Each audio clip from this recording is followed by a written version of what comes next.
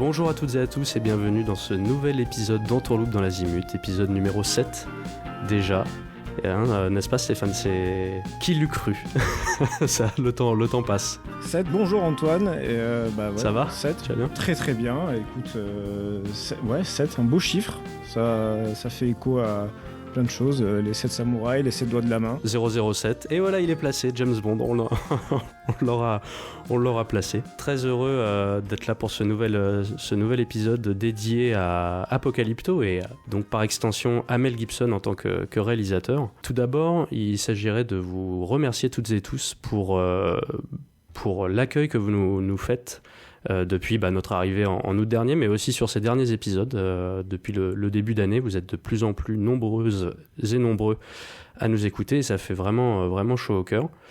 Merci également à toutes celles et ceux qui ont pu poster un petit message, un commentaire, ça et là sur les réseaux, ou mettre poster un avis sur les différentes plateformes de podcasts, que ce soit Spotify ou Apple Podcasts. On sait que ça compte beaucoup pour le référencement, et puis nous c'est très important aussi pour ajuster, n'est-ce pas, nous améliorer d'épisode en épisode. Ça regonfle à fond le moral, donc merci à vous. Pour celles et ceux qui découvriraient également le podcast, on va vous présenter un petit peu le sommaire de cet épisode, même si Entourloupe dans l'Azimut, voilà, les épisodes canoniques se présentent toujours de la même manière, à savoir une introduction sous forme de petites recommandations diverses et variées, de ce qu'on a pu voir, lire ou ce à quoi on a pu jouer récemment, pour ensuite passer au plat de résistance, en l'occurrence donc Apocalypto de Mel Gibson, et pour conclure sur un petit dessert, quoi, le petit dessert maison, le Bacri de Lescott. Dessert parfois un petit peu épicé, hein. Et je suis sûr que l'invité du jour en aura un ou plusieurs, même très très corsés. Il le prépare depuis des semaines, hein.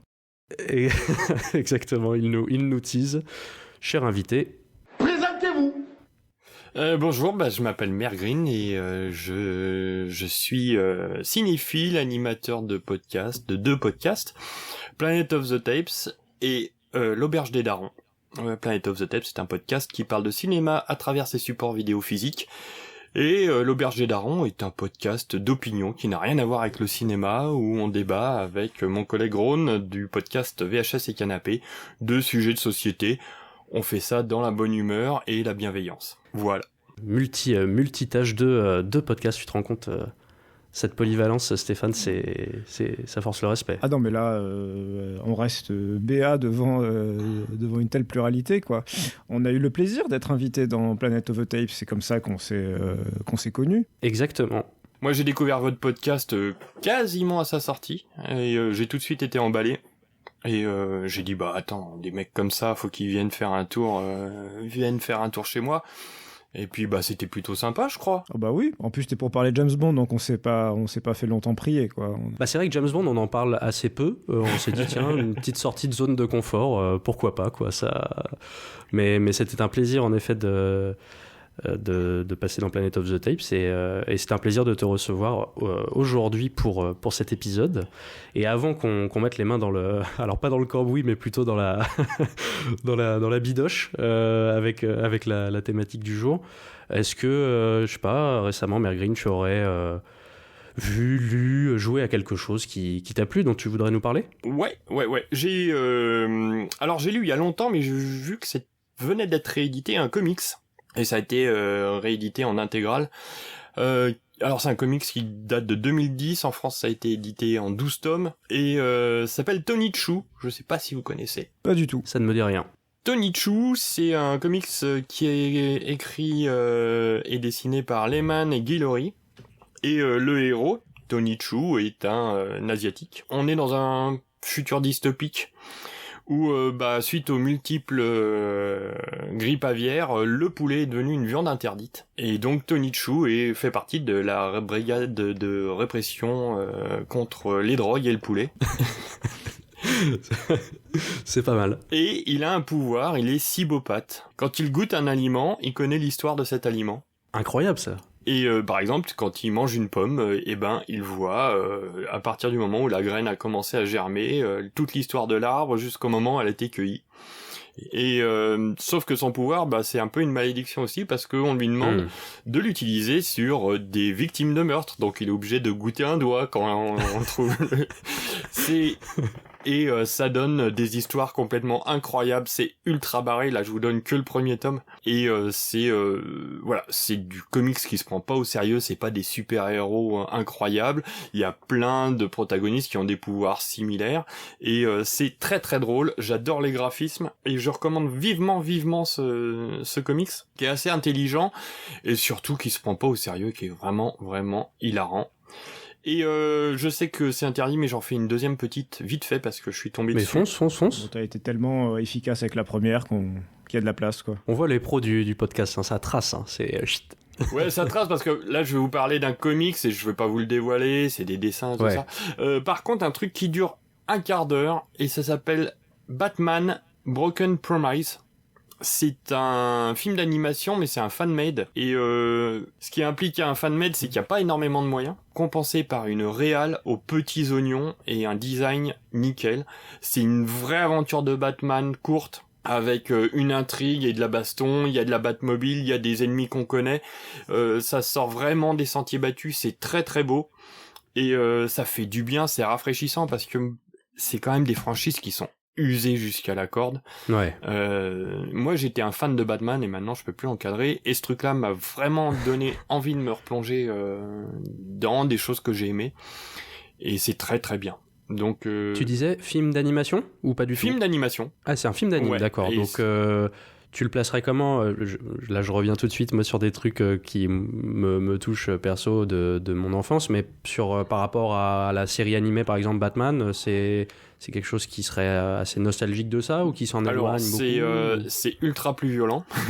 Ah d'accord, ok. C'est un peu plus adulte quand même si la série de 92 était quand même sur certains épisodes assez ardos. Pour des enfants, des choses assez noires. Ouais. Et en termes d'animation, il y a des très bons moments, mais bon, on voit que quand même c'est ça bénéficie de très peu de moyens. Je veux dire, si c'est 4 mecs qui l'ont fait chez eux, c'est déjà le bout du monde. Comme tu dis, c'est l'esprit derrière. Il y a un esprit rafraîchissant. Enfin, tu sens que c'est des passionnés, quoi. Ouais. Mais ça tient la route, hein. C'est-à-dire que moi, les 3 premières minutes, j'ai fait fais voir. Il y a des trucs et au bout d'un moment, j'étais complètement emballé. Voilà, il y a pas de VF, mais c'est de l'anglais très compréhensible avec des sous-titres anglais. Ça passe très très très bien. Et même le doublage est super chouette. Donc allons-y. Je vous passerai le lien si vous voulez le relayer par la suite. Ouais, carrément. On voit ça. Avec plaisir. Et pour un petit mot rapide, le dernier Batman en tête, t'as pas plu ? Je me suis un peu fait chier quand même, c'est trop long. J'ai avec mon gamin qui fait du montage vidéo, j'ai dit tu sais quoi, on va se refaire le Batman et puis on va enlever tout ce qui sert à rien. C'est vrai que ça peut être un bon exercice de montage parce que ce film-là, il y a beaucoup de spectateurs qui ont ressenti la même gêne, quoi, c'est de se dire que ce film-là aurait très bien pu au moins durer une demi-heure de moins, quoi, au moins. Ouais. Et à ce titre-là, ça peut être aussi une belle leçon sur genre, tous les films qui sortent maintenant, il y en a minimum pour 2 heures. Est-ce que c'est bien nécessaire ? Et si on pouvait recentrer sur l'histoire et l'action, ça serait quand même pas mal, quoi. Bizarrement, j'encaisse mieux un film de 3 heures qu'un film de 2h20, 2h30. Parce que je me dis, ça passe un certain cap, où je me dis, ok, là, c'est bon, on est embarqué. Alors que, en fait, moi, c'est soit 1h30, soit 3 heures, quoi. Il n'y a pas de... Ouais, mais quand tu vois le film dont on va parler ce soir, il dure 2h15. On les voit pas passer. Ça passe. C'est clair. On les voit pas passer. Et c'est, moi, la durée m'importe peu. C'est ce que t'as raconté dedans qui m'intéresse. Le même réalisateur, Mel Gibson, il en a fait d'autres où, il y en a, j'aurais raccourci, mais... C'est vrai. Mais là, dans le cas d'Apocalypto, non, et arrêtez de me faire des films de 3 heures qui pourraient être racontés en 1h45, 1h30, 1h45, surtout quand c'est des films de super-héros ou des films d'action. Bah ouais, regarde les anciens Batman, Batman Forever durait moins de 2 heures, et c'était très... Je préfère Batman et Robin. Ah, alors t'es plus team, d'accord. Ouais, on se fait moins chier. Bon... c'est un autre sujet, mais voilà, mais je milite pour aborder ces deux Batman de Joel Schumacher dans Tourloupe, parce que j'aime beaucoup Forever, mais maintenant j'aime bien Robin aussi. Bref, même si c'est des films compliqués. On garde sous le coude un épisode Batman tous les jours parce que t'as tellement de dossiers à aborder là-dessus.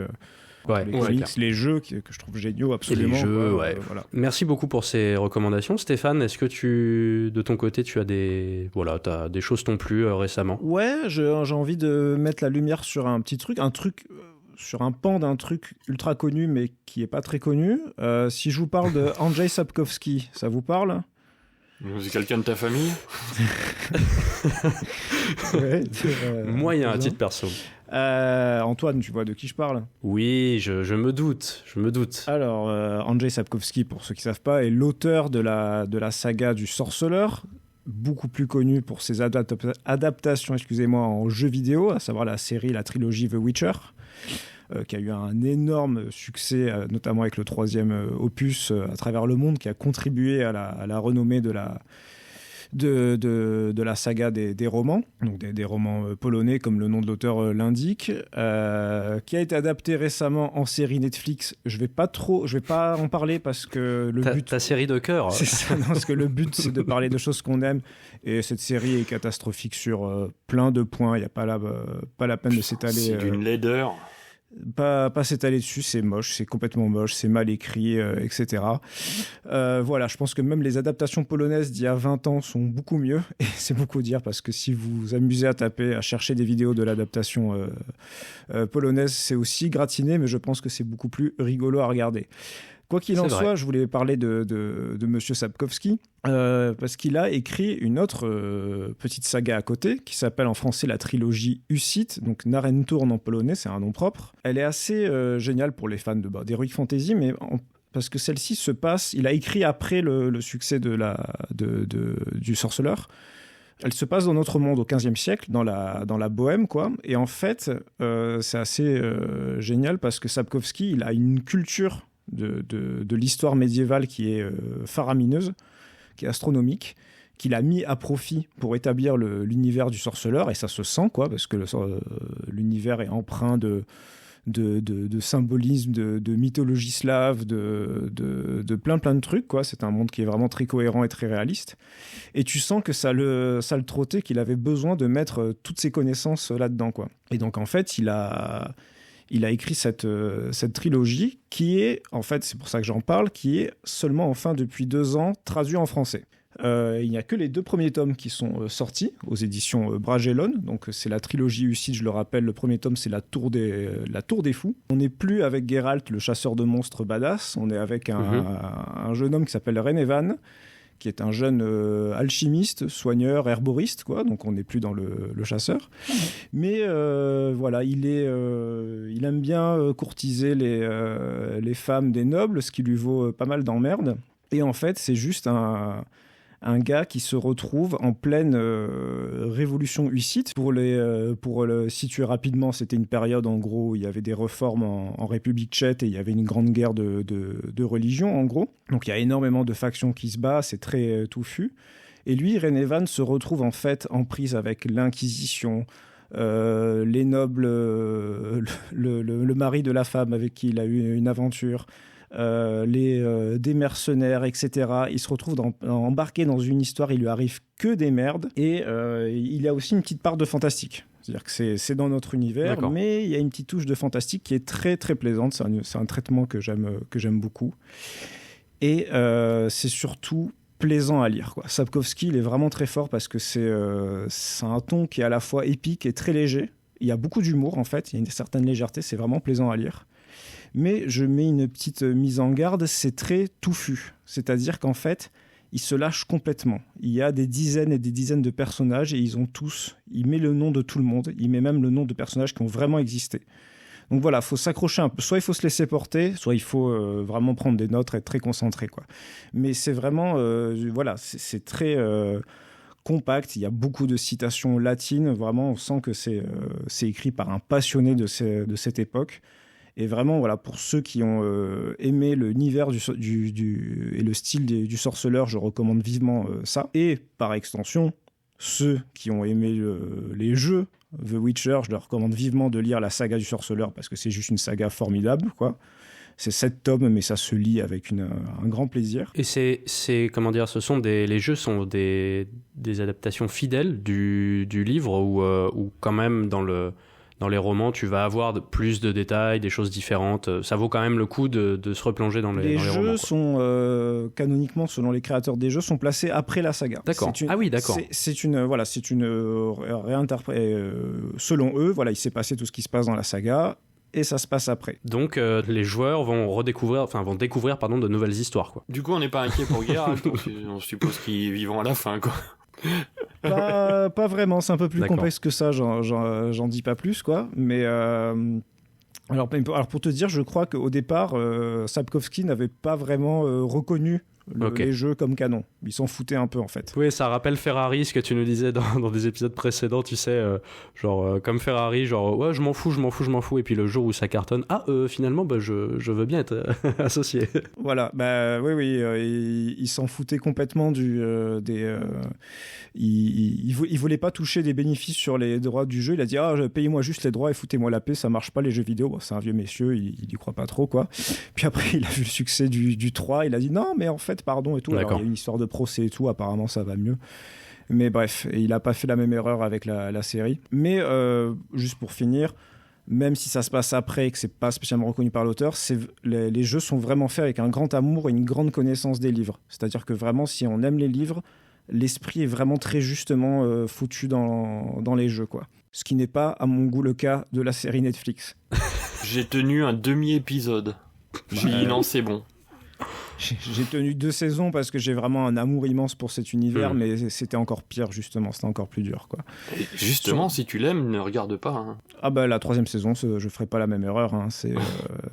C'est n'importe encore la première saison, il y avait des trucs, je me disais, ouais, bon, ça manque de moyens, mais allons-y, allons voir. La 2e saison, c'est une catastrophe. Puisque tu mentionnes The Witcher, j'ai entendu parler d'un patch pour Witcher 3. Next Generation, vraiment la totale régale pour jouer en gros à Witcher 3 dans des conditions optimales, qui serait sorti récemment. Tu as pu tester ? Ouais, j'ai testé, bien sûr. J'ai recommencé une partie.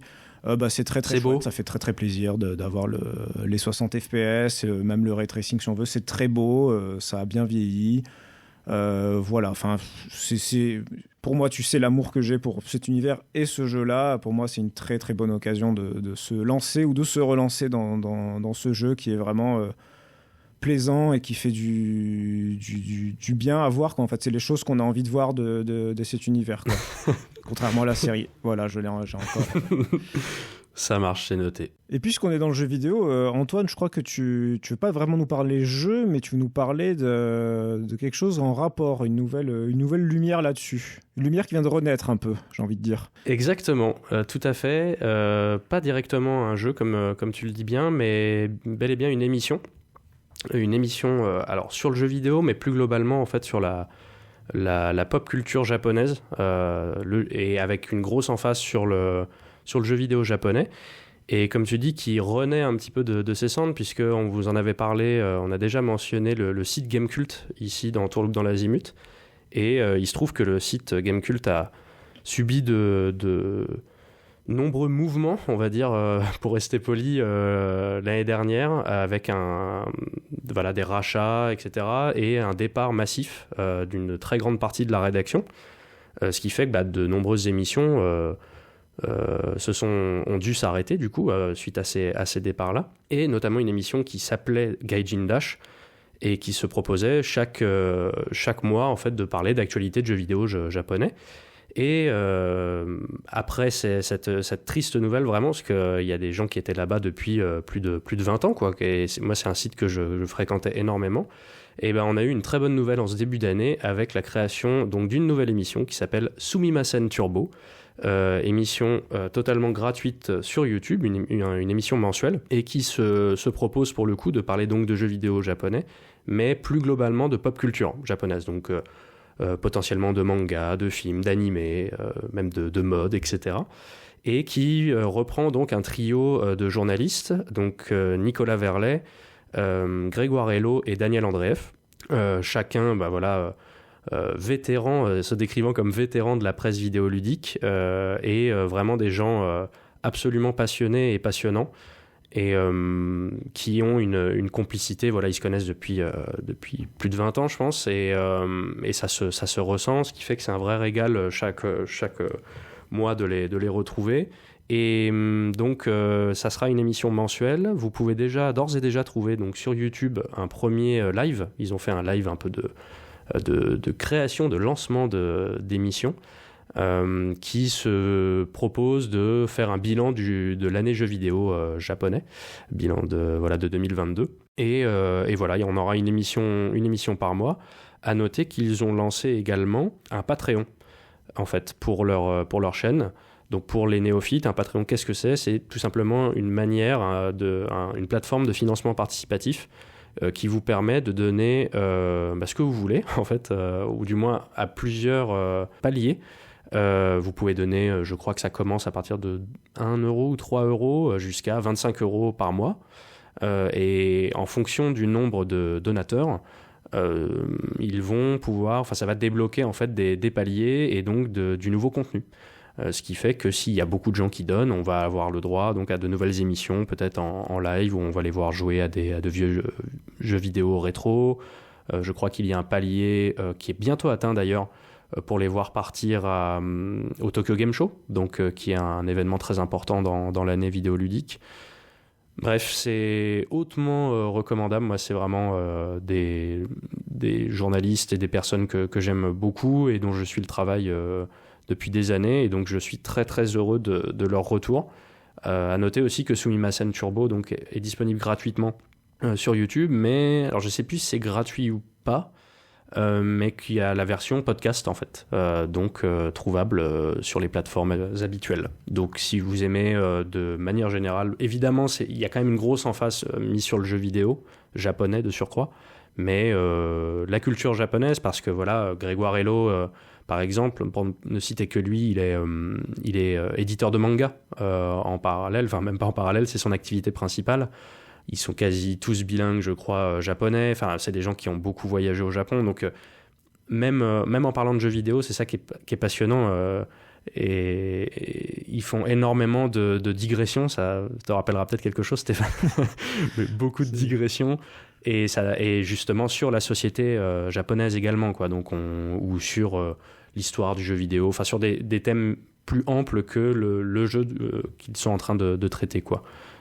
Ce qui fait que voilà, dès que vous êtes à partir du moment où vous êtes un petit peu passionné par ce pays, franchement c'est du très très lourd. Donc longue vie à Sumimasen Turbo. Ça, le premier épisode défonce. Ça veut dire quoi, Sumimasen? Le relou, quoi. Sumimasen, ça peut être traduit de plein de manières, je crois, mais globalement c'est une formule de politesse pour demander pardon. Ah, c'est Sumimasen. Par exemple, Par exemple, quand tu veux aborder quelqu'un dans la rue pour lui demander, je sais pas, où est tel endroit, tu vas le voir et tu dis Sumimasen, excusez-moi, voilà. Donc au Québec, l'émission s'apparaît Excusez-moi Turbo, quoi. Excusez-moi Turbo, c'est ça, c'est la traduction. Alors j'ai pas la formule consacrée québécoise, hein. Je ne sais pas s'il y en a une particulière ici. Mais voilà ce que veut dire Sumimasen. À noter que monsieur Daniel Andreev anime le désormais ultra connu podcast Super Ciné Battle. Ouais. Qui officie depuis plus de 6 ou 7 ans maintenant. Ah oui, déjà ? C'est vrai. Ah ouais, ça fait 5 ans que je les écoute et j'avais des épisodes à rattraper. Non, je crois qu'on n'est pas loin des 7 ans.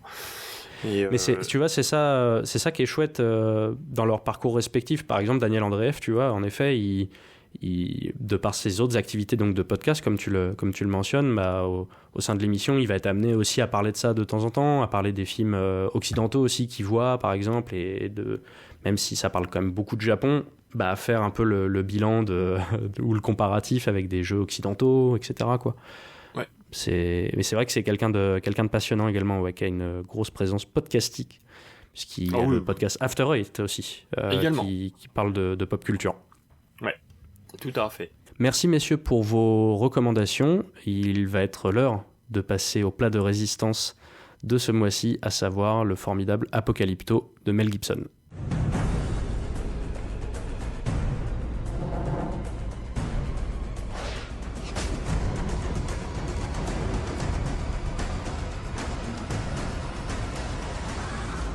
Apocalypto de Mel Gibson, notre film du mois, film sorti en 2006. On a parlé de beaucoup de films quand on a commencé à, à se réunir pour se demander mais de quel film on pourrait parler tous les trois. Et ce film-là, mine de rien, est arrivé assez rapidement. C'est un film qui compte beaucoup pour toi, Mergreen, Apocalypto ? Ouais, mais bizarrement, c'est un film qui compte beaucoup pour moi depuis peu. D'accord. C'est un film qui m'intéressait pas sur le papier, on va dire. Je l'ai pas vu au cinéma, voilà. D'accord. Puis le fait que ça soit un film quand même tourné en langue maya yucatèque, je sais pas. Bêtement et vraiment comme un abruti, je disais bon, ça m'intéresse pas plus que ça. Il a fallu l'écoute d'un podcast aujourd'hui défunt qui s'appelle le Pifcast, qui était un podcast incroyable animé par les gens du Paris International Film Festival. Tout à fait. Et qui avait fait une émission sur les revivals et qui a dit quand même le revival ultime, c'est Apocalypto, et voilà, ils ont digressé, la réalisation, et c'est dingue, et ben, je dis bon, quand même, regarde-le, et j'ai pris une baffe. J'ai pris une baffe incroyable. Un coup de hachette dans la tronche, quoi. Ouais, un coup d'obsidienne en plein front. C'était un truc incroyable. Et là, je me suis dit, t'as quand même le réalisateur Mel Gibson, fallait qu'il en ait une sacrée paire pour dire, je vais produire un film en langue maya sur une civilisation qui intéresse relativement peu le grand public, quoi. Et donc j'ai lancé ce film et je me suis pris une baffe. Et je l'ai revu une deuxième fois avec les commentaires audio qui sont pas géniaux. D'accord. C'est pas très intéressant. Et pour l'occasion, là, pour le podcast, je l'ai rematé une troisième fois, et comme j'ai fait l'acquisition récemment d'un vidéoproche, je l'ai pu le voir dans des conditions, c'est pas un cinéma, mais on se rapproche quand même pas mal avec le son qui allait bien. Et j'ai repris une baffe, là j'ai regardé vraiment comment il était fait. Et je me dis, d'accord. Mel Gibson, quel bonhomme. Justement, on pourrait peut-être un peu resituer à ce stade de sa carrière comment ce film est arrivé. Donc en fait, Mel Gibson en tant que réalisateur, il a commencé avec du coup L'Homme sans visage et ensuite Braveheart, qui est multi-oscarisé. Et il se retrouve à faire plus tard du coup la fameuse Passion du Christ, donc qui a beaucoup marqué par les polémiques qui l'ont accompagné. Et 2 ans après, il se retrouve en fait à faire Apocalypto. Et comme tu dis, espèce de film complètement presque de braquage, quoi. Rien à foutre. On le tourne en Yucatec avec que des acteurs pas connus sur place au Mexique. A priori sur un film, voilà, comme tu dis, sur la civilisation maya qui n'était pas très un sujet pris du grand public, quoi. En tout cas d'Hollywood. Voilà, en tout cas d'Hollywood, qu'il produit lui-même. Parce que bon, Gibson a toujours les finances vont plutôt bien avec sa boîte de production, parce que La Passion du Christ a été un carton. Ah, c'est ça, ouais. A été un carton. Ça a été plus qu'un carton, parce que il a coûté vraiment pas grand-chose par rapport à ce qui est montré à l'écran. Je crois que c'est un coût de 30 millions, La Passion du Christ. Il en a rapporté pas loin de 600 dans le monde, quoi. Ouais, c'est ça. Ouais, ça a été un carton. On parlera certainement tout à l'heure de la réception houleuse du film, mais ne jamais oublier en effet que malgré cette réception très mitigée, c'est le moins qu'on puisse dire, le film a cartonné, notamment aux États-Unis, je crois, où ça a été un phénomène de box-office, quoi. Et inattendu. Et inattendu, parce que personne voulait miser un copec dessus. Inattendu, et en même temps, c'est un sujet que beaucoup de gens connaissent, et tu t'imagines qu'il y avait peut-être une certaine curiosité. Enfin voilà, on va pas s'étaler dessus. Pour revenir à Apocalypto, on s'imagine qu'on va avoir un film d'époque un peu tout bête, etc. Mais moi, je trouve qu'il en résulte surtout un film avec une forme assez dingue, quoi. C'est-à-dire que l'histoire du film, pour résumer rapidement, c'est un espèce d'un aller et un retour, quoi. J'aime bien utiliser la métaphore que c'est Fury Road avant l'heure à poil dans la jungle. Oui, il y a de ça, ouais, c'est vrai. Tu parlais de... Ouais. C'est vraiment, voilà, on pourrait presque couper le film en deux, quoi, entre une espèce de lente descente en fer au début, et après une poursuite de 1 heure, complètement, mais qui dure littéralement 1 heure. Il y a vraiment ce film a une forme de pure action qu'on retrouve peu, je trouve, quoi. Ouais, mais pas que. C'est un film qui a énormément de c'est un film qui a énormément de profondeur dans sa première partie, moi je trouve, et il trouve un équilibre parfait où il te fait te poser plein de questions par rapport à ce que tu vois, parce que t'en prends plein les yeux par les décors, la mise en scène, les situations et tout ça. On n'est pas encore dans la grosse action, même s'il y a une scène assez forte. Et la deuxième action te dit, bon allez, maintenant que je t'ai bien posé mes problématiques, on va passer la seconde et je vais te faire un tour de grand 8 comme t'en auras eu très peu dans ta vie. Complètement. Mais complètement. Et puis comme tu dis, oui, tout le début est très profond, quoi. Moi, je trouve que ce qui est très fort chez Gibson, ne serait-ce que déjà, ce sont les personnages, même ultra secondaires. Il y a toujours des plans qui vont s'attarder sur le moindre figurant, etc. Et ils sont tous très bien écrits, en fait, très attachants, quoi. La première scène, on a vu qu'on est avec une civilisation qu'on n'est pas habitué à voir, eh ben, on va avoir une scène de chasse. Et les gars, juste après avoir chassé le tapir, ben en fait, ils vont se faire une blague pourrie, graveleuse entre eux, et ils vont se marrer comme des gorées. Et tout de suite, bah, t'y crois, t'es pris, ils sont devenus tous hyper attachants.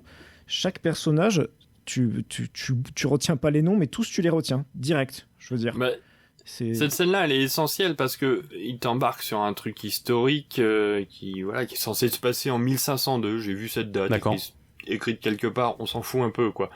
Mais t'as peur quand même du reportage, quoi. Du côté Nat Geo Wild. Tu dis, putain, si je vais me cogner du Maya qui va à la chasse, autant que je me fasse un documentaire. Et tout de suite, au bout de 3 minutes, tu bascules dans un truc d'être humain, quoi. T'es avec des êtres humains qui déconnent, qui peuvent se faire la gueule, qui ont leurs problèmes de famille. Ouais, des choses très universelles, c'est vrai. Ouais. Et ouais, c'est hyper universel. Et pour ça, il a été en tant qu'acteur, à une très bonne école, c'est-à-dire qu'il applique exactement ce que fait George Miller, et qui est la narration, elle se fait d'abord par l'image. C'est vrai. En fait, le fait que ça soit tourné en maya yucatec, en n'importe quoi, en polonais, en russe, en chinois, il dit d'abord, il faut que tu comprennes ce qui se passe par l'image. Et c'est un film, alors, moi je l'ai en DVD, je peux pas enlever les sous-titres. Ça m'a un peu emmerdé, mais je voulais le revoir sans les sous-titres. Ouais, je pense que c'est une expérience à faire, vraiment, que ce soit pour La Passion du Christ ou pour Apocalypto. Franchement, ça doit être très intéressant de le faire et de voir ce que tu chopes. Pour La Passion du Christ, à mon avis, c'est un peu plus compliqué au niveau des enjeux, mais sur Apocalypto, je pense que ça passe très bien. C'est vrai moi, c'est quelque chose, là, en le revoyant, je l'ai vu il y a quand même pas mal de temps, pas vu en salle non plus, mais ce côté universel aussi quelque chose qui t'accroche tout de suite, quoi, et une vraie humanité chez ces personnages m'a vraiment chopé aussi là sur ce nouveau visionnage, avec notamment il y a quelque chose qui m'a touché et même questionné. Je sais pas ce que vous en avez pensé, mais c'est tout ce qui est relations familiales, et de me demander, moi ça m'a questionné, de me dire, mais par exemple la relation entre le personnage principal et son fils, où on voit beaucoup de tendresse, de complicité, etc. Et par moments c'est même assez troublant. On se dit, mais est-ce qu'il n'a pas appliqué une sorte de filtre un peu moderne de comment un père se comporte, tu vois, avec son enfant aujourd'hui, ou pourrait se comporter aujourd'hui, mais est-ce qu'il ne l'a pas transposé chez les Mayas? Comment se comportait-il? Quel rapport il y avait entre père et fils, etc. Toute la question de l'humour aussi. Il y a des séquences très drôles au début, quoi, de se dire que tout ça était déjà là, et ça c'est assez... c'est touchant, quoi. Un petit arc que je trouve touchant, c'est son pote, celui qui est un peu plus fort, dont tout le monde se fout de sa gueule parce qu'il n'arrive pas à faire un enfant à sa femme, en gros. C'est ça. Et il y a sa belle-mère. Ils sont très durs avec lui. Ils se foutent vraiment de sa gueule jusqu'au bout. Et lui-même finit par se marrer de lui-même, en fait. Et sa belle-mère, le pourri à l'entrée du village, en disant, mais espèce de bon à rien, fais un enfant à ma fille, tout ça. Et c'est une tyran avec lui. Et plus tard dans le film, lorsque la tribu vit la plus grande des tragédies, il va y avoir une petite séquence entre elle, la belle-mère, et lui, alors qu'ils ont vécu l'enfer, ultra tendre, je trouve, qui a vraiment une profonde. C'est un moment que je trouve vraiment très touchant, quoi, où allumer une espèce de main compatissante sur lui. Ah, ça, vraiment, il y a des petits moments comme ça, il y en a plein dans ce film. Ouais, et c'est pas de dialogue. Pas de dialogue. Ouais. Mais c'est vraiment, moi, en le revoyant, je me disais, mais quelle efficacité, mais dans le sens le plus noble du terme, tu vois. C'est vraiment de se dire, mais on voit que c'est un réal qui maîtrise complètement qui est en pleine possession de ses moyens et de son art. La relation aussi entre le personnage principal et son père, en quelques minutes, est posée d'emblée. Et donc, quand arrive le drame, le drame dont tu parles à la fin du premier acte, on pourrait dire, quoi. Et leur séparation entre ce personnage principal et le père, c'est pareil, ça me tord, quoi. Je me dis, mais c'est incroyable ce qu'il arrive à créer en 20 minutes de récit dans une langue que je ne comprends pas du tout, quoi, qui nous est et dans une civilisation qui, voilà, très, très étrangère par la géographie comme par le temps, quoi. Donc ça, c'est vraiment c'est très très fort. Avec un petit parallèle dans la tragédie qui arrive au père avec Braveheart, quoi, où la femme de William Wallace connaît le même sort et ça va enchaîner un cycle de... Pas vraiment de vengeance dans Apocalypto, parce que le premier but c'est la survie et viendra seulement éventuellement la vengeance, mais c'est plus de la défense, à vrai dire, et de sauvetage. Oui, et ce que disait Mère Green en introduction aussi, il y a un côté revival, en fait. C'est presque plus qu'un survival, et en même temps, je sais pas on y viendra peut-être tout à l'heure, mais on peut commencer à en parler, mais il y a tout ce cheminement du héros, un peu. Complètement. Ce voyage du héros où, comment dire, notre personnage principal, au début, ne s'assume pas... pleinement et va renaître un peu de ses cendres, quoi. Il s'appelle donc Patte de Jaguar. Il va complètement aller en enfer, en fait, et en revenir. Ah oui. Et en revenir, passer une série d'épreuves, l'évasion de la cité, la confrontation avec le jaguar, le saut dans la cascade, pour en fait... le saut dans la cascade qui est une sorte de nouvelle naissance, en fait. Hein, c'est le héros de Campbell. Le mythe du héros à la Campbell. Et c'est après la chute de la cascade qu'il va se dire j'arrête de fuir, ceci est ma jungle, je vous attends. Il devient le jaguar lui-même qui le pourchassait avant lorsqu'il tombe dans la boue. Il y a ce plan très beau là où il est très iconique. Ah ouais. De toute façon, il n'y a que des plans iconiques dans le film. Ça enchaîne. Hein. Oh la vache. C'est que des plans iconiques. C'est ça qui est fou à la vision de ce film. C'est-à-dire, on est subjugué à toutes les 5 minutes en disant, mais que ça soit dans la jungle, dans le village, il y a une scène de danse où la lumière est absolument magnifique. Magnifique.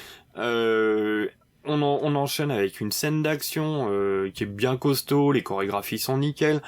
Il y a tout y passe et dans la manière de filmer, on se dit mais alors il s'est inspiré de qui? Il y a du George Miller.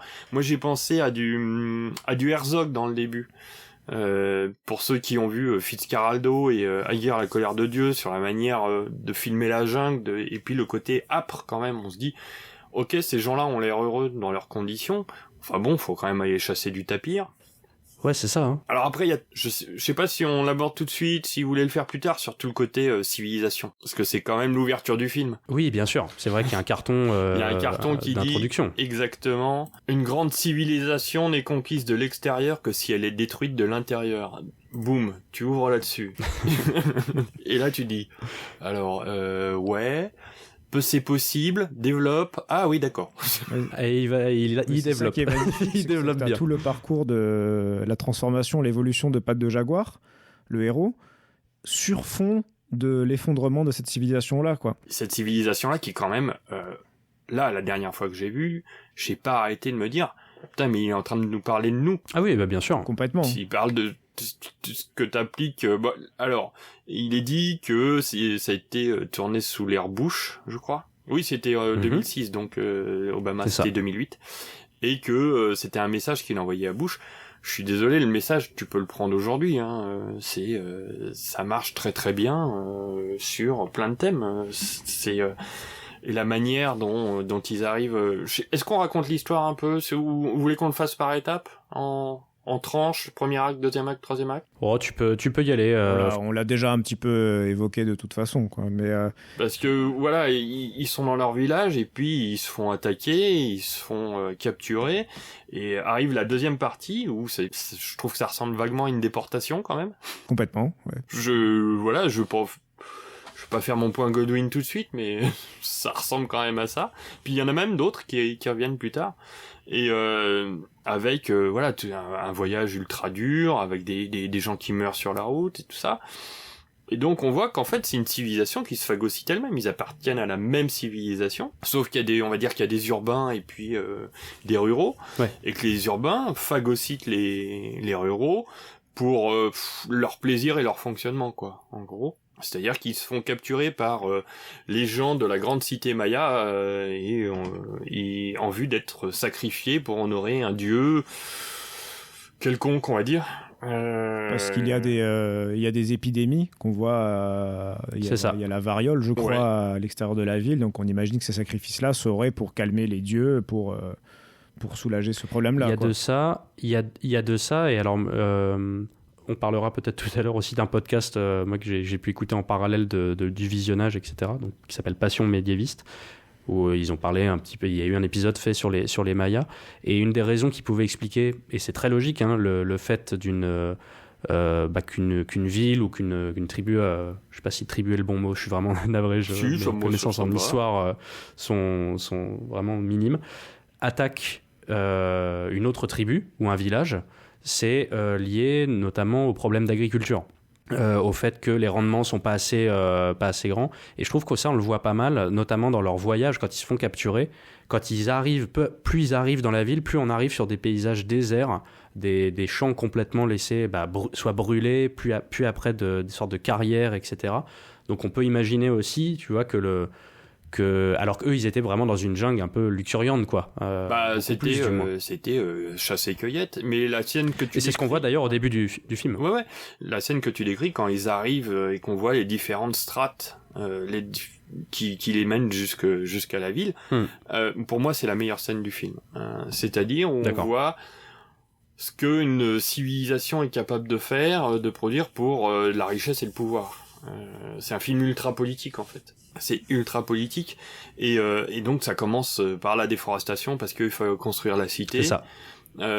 Et puis les premières conséquences de cette déforestation, donc une gamine malade qui va leur jeter une malédiction. Ensuite on arrive à une carrière où ils cassent des cailloux pour en faire de la poudre, et cette poudre est utilisée pourquoi finalement?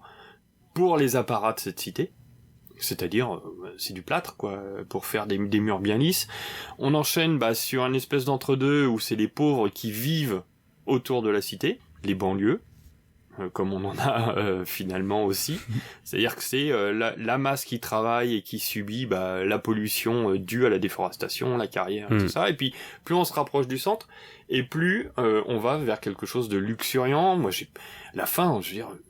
Il y avait pas Dubaï peut-être au moment où ça a été filmé, mais moi ça me fait, on dirait Dubaï, quoi. C'est les trucs, il faut s'élever, il faut monter vers le ciel, gagner ça et montrer sa toute puissance au peuple, avec la couronne, tu sais, un peu décadente. Enfin, on voit de toute façon que ce soit la reine et le gamin qui est bien vicelard aussi, on imagine le souverain, enfin l'héritier. On voit un souverain qui est censé être l'espèce de représentant des dieux sur Terre, mais il est complètement aphasique. Il a une espèce de masque, il a le regard perdu et il regarde juste l'espèce de grand prêtre qui est en train de honorer tous les sacrifices et haranguer la foule, quoi. Il est pas aphasique, il est hyper complice de ce qui se passe parce que ça oui, mais là où il y a un côté un peu détaché, quoi. Enfin, où tu sens que le gars il est non, on sent qu'il croit pas comme ça. On sent qu'il croit pas en un dieu, mais par contre il sait qu'il y a une éclipse qui va arriver. C'est-à-dire qu'il utilise son savoir, sa connaissance pour asseoir son pouvoir. Exactement. Et ça, là encore, c'est magnifiquement montré, quoi. Il regarde le ciel, il attend l'éclipse. Il dit là, je peux arrêter le sacrifice. Ils ont bien compris que... Et justement, là, tu parles du grand prêtre, tu parles pas de l'espèce de souverain qui est derrière. Oui, mais il se regarde. Le souverain... Il se regarde, hein. Il y a un chant contre chant assez... même très évocateur. Et même la reine, elle a l'air d'être au courant, je pense. C'est ça, ouais. Ah ouais. Et Ça c'est pareil, il faudrait demander l'avis à des, C'est ce que c'est à des parce que historiens. le film a eu une série de critiques et de reproches là-dessus sur son aspect historique, sur sa véracité. Mais alors, comme tout film d'époque, il y a forcément des erreurs. Et moi, C'était le cas pour Braveheart. C'est le cas pour Braveheart, également. mais c'est le cas pour absolument, je pense, tout film historique. Et je pense. Et on s'en fout. Et on s'en fout. C'est l'important. C'est parce que c'est pas le propos du film. Oui, et même au-delà de ça, je trouve que même si c'est faux, ça te donne quand même un bon portrait, une bonne plongée dans la civilisation maya. Et en plus, comme tu le dis, c'est pour raconter quelque chose sur nous, en fait, quoi. Exactement.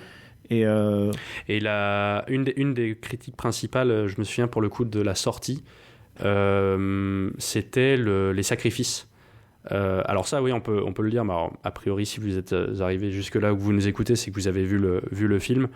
Bon, ça, moi, je me souvenais plus que c'était aussi hardcore quand même.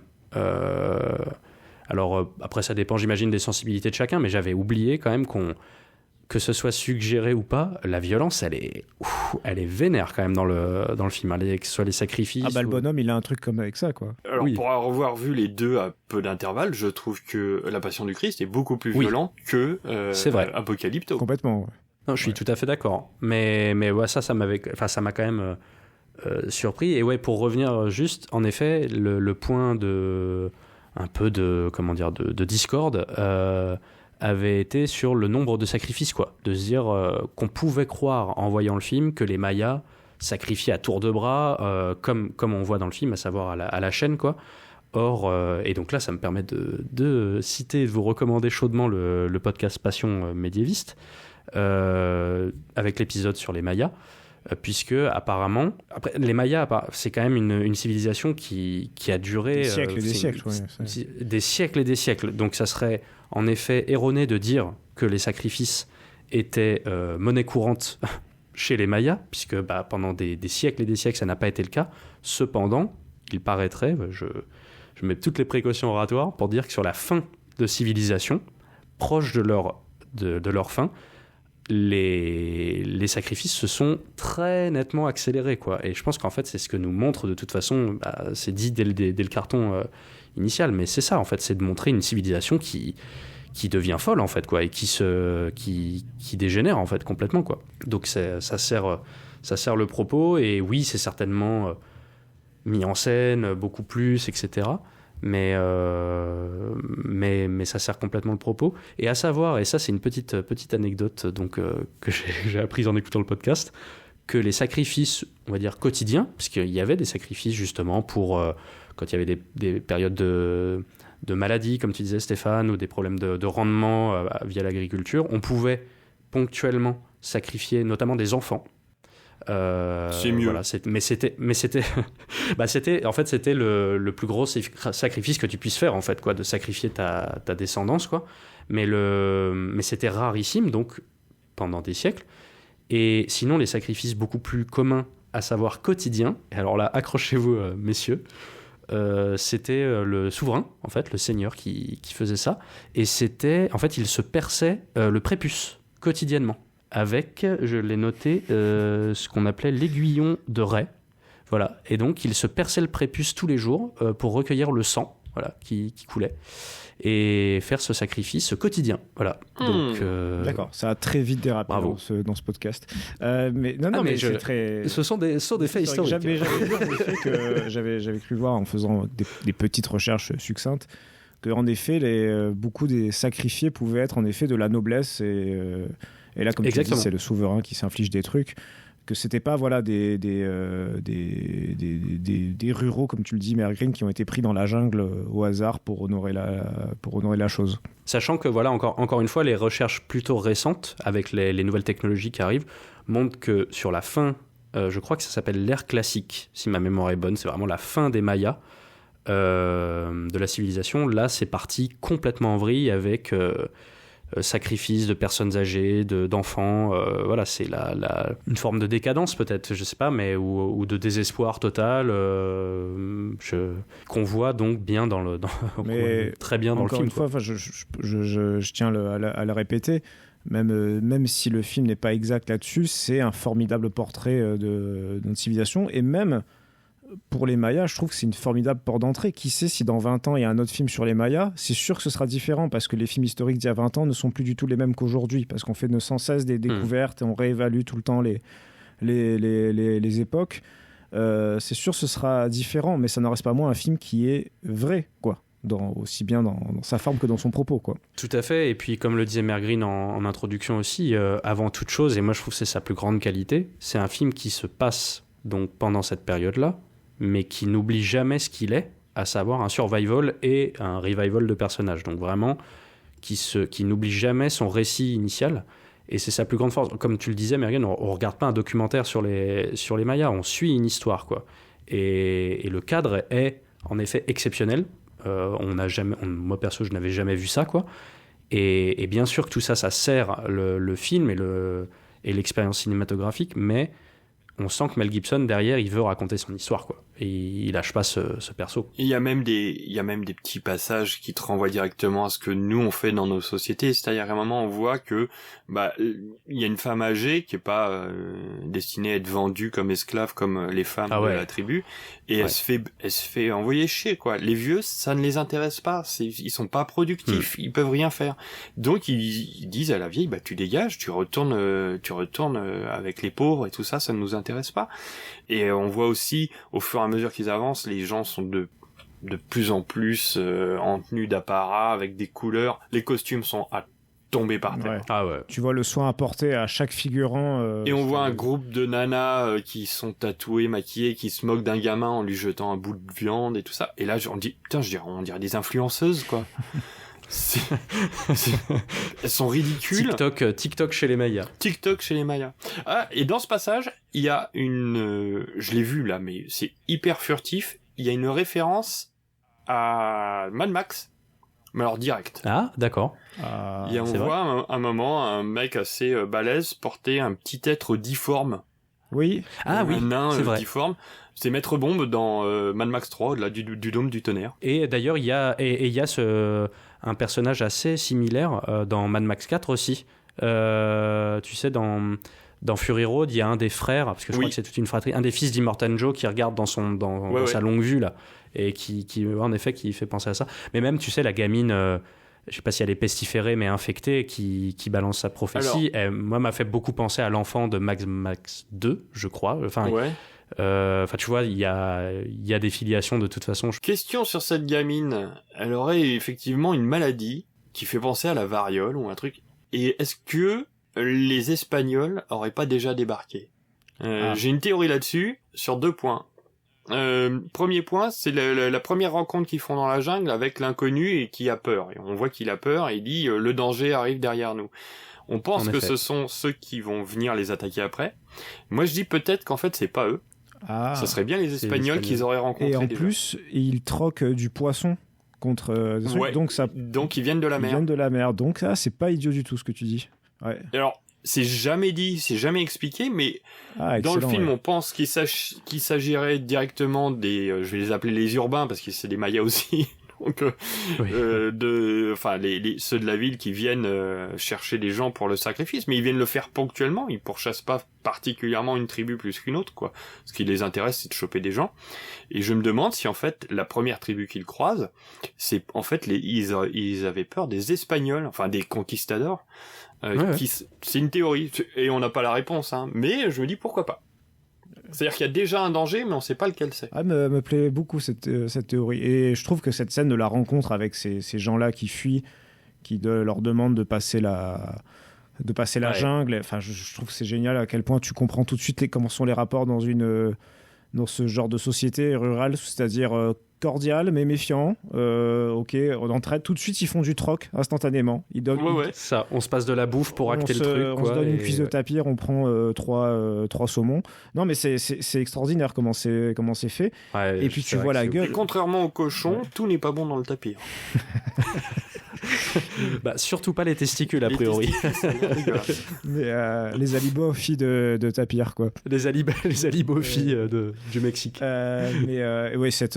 Les visages, de toute façon, comme on l'a dit, le visage du moindre figurant est trop bien casté, trop bien trouvé, et ce type qui a peur là, Enfin, tout de suite. Ça marque tout de suite. Ah quoi. oui, tout de suite, Et tu dis merde, je sais que je vais m'embarquer dans un film un peu violent, mais là déjà, je suis pas bien, quoi. Ouais, et puis ça tranche vraiment avec le côté bucolique. On est entre potes, on se fend la gueule, on chasse le tapis, et tu dis oh putain quelle société super marrante, et paf, il y a une menace qui arrive, et elle est pas directe, et on embraye, et puis on retombe dans le village qui est un peu sympa, paf, deuxième truc. Donc le rythme est super bien. Hein. Ouais. Oui, tu l'as mentionné tout à l'heure, c'est vrai que c'est un film qui fait 2h20, je crois. 2h12. Et même...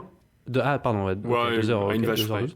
Mais c'est vrai que ça passe, mais à 1000 à l'heure. Il est tellement bien rythmé, ce film, quoi. Surtout il y a très peu de la bouts de gras, deuxième partie, enfin, je veux dire, c'est un chef-d'œuvre en termes de rythme, quoi. C'est une seule scène presque, et quelle structure, quoi. Entre la fuite on dit on arrête de fuir maintenant et on se bagarre, mais et qu'il utilise le moindre aspect de la nature, quoi, entre le venin de la grenouille, la peinture, les abeilles, bref. Si vous aimez Man vs Wild, là c'est Bear Grylls se fait mettre en PLS par un Maya, quoi, qui va choper en effet le venin sur des crapauds, c'est ça? Ouais. Et puis si vous aimez si vous aimez la dernière scène de Predator, allez-y, hein, parce qu'elle est encore plus alors là, ouais. Ah ouais, mais... Alors est-ce que c'est je pense que c'est conscient quand même, le McTiernan verse qui tombe sur cette dernière. C'est un survival. Ouais, c'est quand même une référence du survival. Gibson fait un survival, c'est sûr. Hein. Je pense que. Alors après, à quel niveau, tu vois, enfin. Quand il est recouvert de boue, ça fait quand même penser à Gros Arnold qui se cache aussi. Rambo 2. Non, c'est à Rambo 2 aussi. 2. Le body count est un peu moins fort. Et le méchant. Ah mais oui. Ah mais j'allais y venir carrément. Mais je t'en prie. Bah, comme vous l'avez dit, le cast il est assez fou. Les rôles principaux sont des vrais acteurs. Et le méchant, le bad guy Zero Wolf, je crois que de son nom. Zero Wolf. Ouais. Alors, lui, par le coup, est américain, hein, faut le savoir. D'accord. José Trujillo, avec l'accent. Il est né au Nouveau-Mexique, donc... Mais je crois que Pat de Jaguar, joué par Rudy Youngblood aussi, quoi. Ce sont des Indiens d'Amérique, pour certains. Je crois que lui... Il est américain, ouais, je te confirme. Il est américain aussi. D'origine amérindienne, Comanche... D'accord. Exactement. Et quand on les voit parler en maya, tu te dis putain quand même le boulot que ça a dû être, parce que ça a l'air de couler de source, d'être naturel. Alors j'en sais rien, mais la langue est encore parlée, hein. J'ai vérifié. Ouais, exactement. Ouais. Pas beaucoup, mais encore un peu. Par quelques centaines de milliers de personnes, encore, mais c'est pas grand chose. Ouais. Et mais ça a l'air d'être délivré avec une telle aisance, un tel naturel, tu dis merde, comment ils ont fait, quoi. Enfin, ils ont bossé, c'est ouf. C'est évident. Et mais ouais, ça rajoute au naturel du film, ça rajoute à l'immersion. Et puis il y a des images, quoi. Il y a des plans de fou. Sur ces personnages, tu parlais du méchant. Moi, il y a un truc que j'avais complètement zappé de mes premiers visionnages. Et qui là m'a vraiment saisi et m'a beaucoup touché, c'est que ce super méchant donc de la deuxième partie, en fait c'est beaucoup plus nuancé que ça. Tu te rends compte que lui c'est un soldat, dans la première partie du moins, que c'est peut-être le plus réglo des salauds, en fait. Je sais pas comment dire, mais tu vois que lui il fait son taf, en fait, quoi. Et il y a tout le lien qu'il a avec son fils qui est très touchant. Et donc quand la mort de son fils arrive, et donc que notre héros, notre champion arrive à se libérer, moi, je pouvais pas être complètement satisfait, tu vois, parce que cette scène, elle est horrible, quoi, où le jeune, il se fait... il se prend donc une flèche, il lui met la flèche dans la gorge et tout, ça pisse partout. Et il y a une scène très touchante d'un méchant qui se penche vers son fils, qui lui dit « T'inquiète, endors-toi » ou quelque chose de très beau, quoi. Et c'est ça.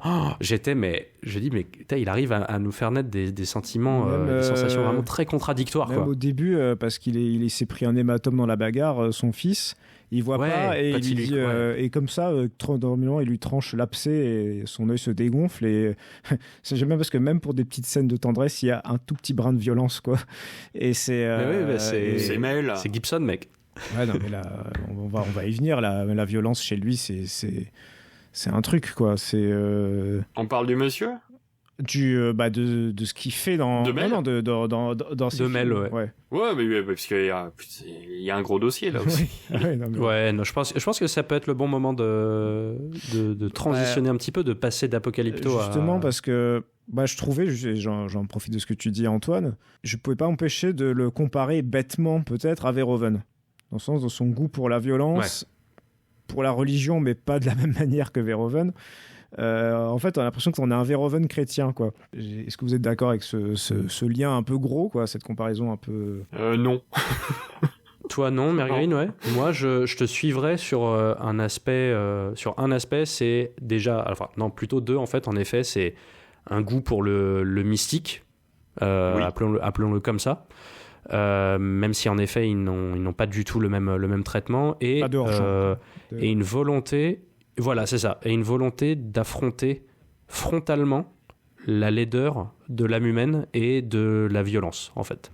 Où je trouve que ça se voit alors dans tous ces films pour notre ami Gibson, mais là parce que c'est les deux que j'ai revus récemment, dans La Passion du Christ et dans Apocalypto, on regarde frontalement voilà l'âme humaine dans ce qu'elle peut avoir de plus laid en fait, de plus beau aussi bien sûr, et c'est l'équilibre absolu de ces films je trouve, mais oh là là, mais il regarde ça sans phare quoi. La violence dans ces films elle est radicale quoi, c'est clair. Et ça oui, c'est sûr que c'est quelque chose qu'on peut retrouver chez Verhoeven aussi dans cet aspect de parler de manière crue de ces choses là quoi, des vices humains et aussi de notre presque de notre chair quoi, dans le sens Tu vois, même je pense à l'accouchement qu'on voit à la fin d'Apocalypto, on le voit, quoi.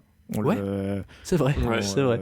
Mais là où... Mais toi, Mergreen, tu semblais ne pas être d'accord, ouais. Alors, sur le résultat final, c'est-à-dire la démonstration de violence, je suis d'accord, c'est sur la finalité. C'est pourquoi il la montre. C'est-à-dire que Verhoeven va vouloir la montrer pour des effets chocs qui vont tomber à juste titre. Parce que j'adore Verhoeven aussi, y a pas de souci. Nous aussi, t'inquiète. Je pense que pour ce qui est de Mel Gibson, comme elle est quand même beaucoup plus présente tout au long du film, et alors hormis L'homme sans visage, elle est quand même bien présente dans Braveheart, même si elle est moins gore, elle est quand même très présente. Le gore arrive avec La Passion du Christ et puis jusqu'à Tu ne tueras point. Mais je pense qu'il veut plus montrer la violence dans un quotidien, dans quelque chose de permanent. C'est-à-dire pour Gibson, ça fait partie de l'être humain, la violence. C'est ça. Alors, ça fait aussi partie de son histoire. C'est-à-dire que lui, je pense qu'il a vécu dès sa plus tendre enfance dans une certaine violence avec des dogmes qui sont des dogmes religieux, parce que son père était... c'est des vacantistes. Voilà. Donc c'est une branche du catholicisme, si j'ai bien compris. C'est ça qui... Né aux États-Unis d'ailleurs, Oui. c'est un point de détail, mais parce que généralement... moi, il y a fort longtemps, je pensais qu'il était acteur australien, tu sais, mais il a déménagé donc en Australie après. À l'âge de 12 ans. Mais il est né aux États-Unis. Ouais. Mais son père, je pensais qu'il était plus sur une variante protestante vu le nombre d'enfants. Mais non, c'est des catholiques, c'est ça. C'est des catholiques qui disent que le pape, ils sont pas trop d'accord. Ils sont plus. Oui, c'est ça. Après Vatican II, non, c'est ça. Ils reconnaissent. Ouais, ils disent que depuis, en gros, depuis avant Vatican II, tous les papes qu'il y a depuis, c'est des imposteurs, quoi. Voilà. Il dit voilà. En gros, il y a que la messe en latin qui compte. Le reste, c'est de la merde. Voilà. Et donc, il faut bien voir pour moi que ça a imprégné Mel Gibson, ça.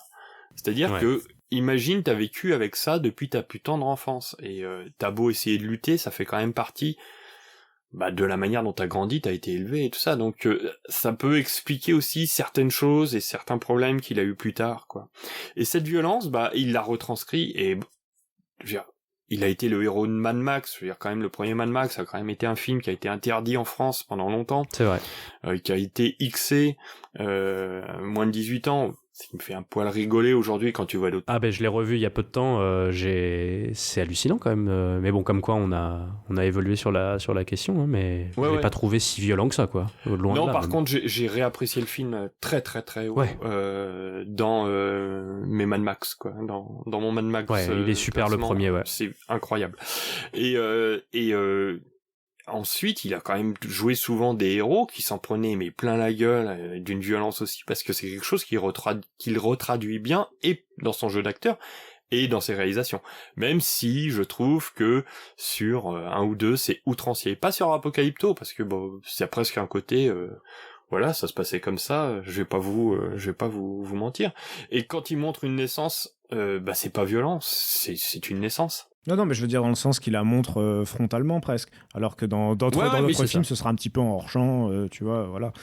Bah ouais, mais en fait, ce qui est problématique finalement, c'est qu'on puisse penser que ça serait choquant de voir une naissance. Absolument, quoi. Et lui, justement. Ou une mort aussi d'ailleurs, parce que ce sont des thématiques très actuelles d'ailleurs.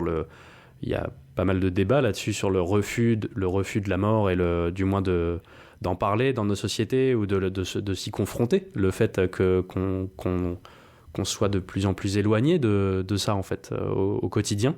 Et en effet, dans ces films, ces films nous rappellent tout l'inverse, quoi. Ouais. Qu'elle est, comme tu dis, que ce soit la mort ou la violence, de manière générale, est omniprésente, quoi. On peut peut-être parler du coup, parce que tu semblais dire que peut-être un film poussait un peu trop ce curseur-là du gore. Ça serait La Passion du Christ, selon toi? Tu l'as revu? Alors, je l'ai Parlons découvert... de La Passion du Christ, non? Ouais, je l'ai découvert il va falloir. Il y a 4 jours. D'accord. Parce que je me suis dit, merde, j'ai pas vu, j'adore Apocalypto. J'ai pas super accroché pour être honnête. Ce qui m'a le plus intéressé, c'était les dialogues en latin. Je me dis super, je vais voir des dialogues en latin. Comment il le parlait vraiment, et c'est super bien foutu. L'histoire. Oui, il y a déjà cette démarche, ouais. Ouais. C'est vrai dans La Passion du Christ. Araméen et latin, ouais. Et hébreu.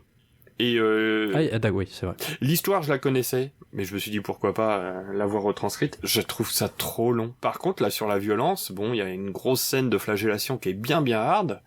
Donc, on la mange frontalement, voilà, avec un peu d'excès pour moi. Les bouts de chair qui volent, c'était pas absolument nécessaire parce qu'on voyait déjà que c'était assez dur.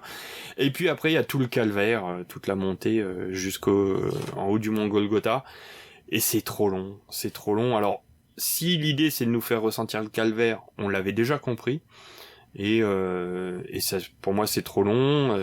Voilà, il a tourné avec Zeffirelli, donc je pense qu'il a voulu remettre une couche en disant parce que Zeffirelli avait déjà fait un truc dans le même genre, et je trouve que c'est trop long pour ce que ça raconte.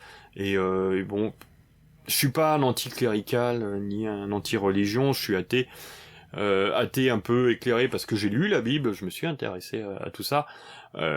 Mais bon, c'est trop Nouveau Testament. Je trouve pas que ça soit du tout, par contre, un film antisémite, comme ça a été dit. Alors ouais, ça a été parce que c'est vrai qu'il faut pareil parler de ça, dans sa perception globale. Mel Gibson, tout de suite tu en parles à un cinéphile ou même à quelqu'un qui, comme ça dans la rue, tu demandes Mel Gibson.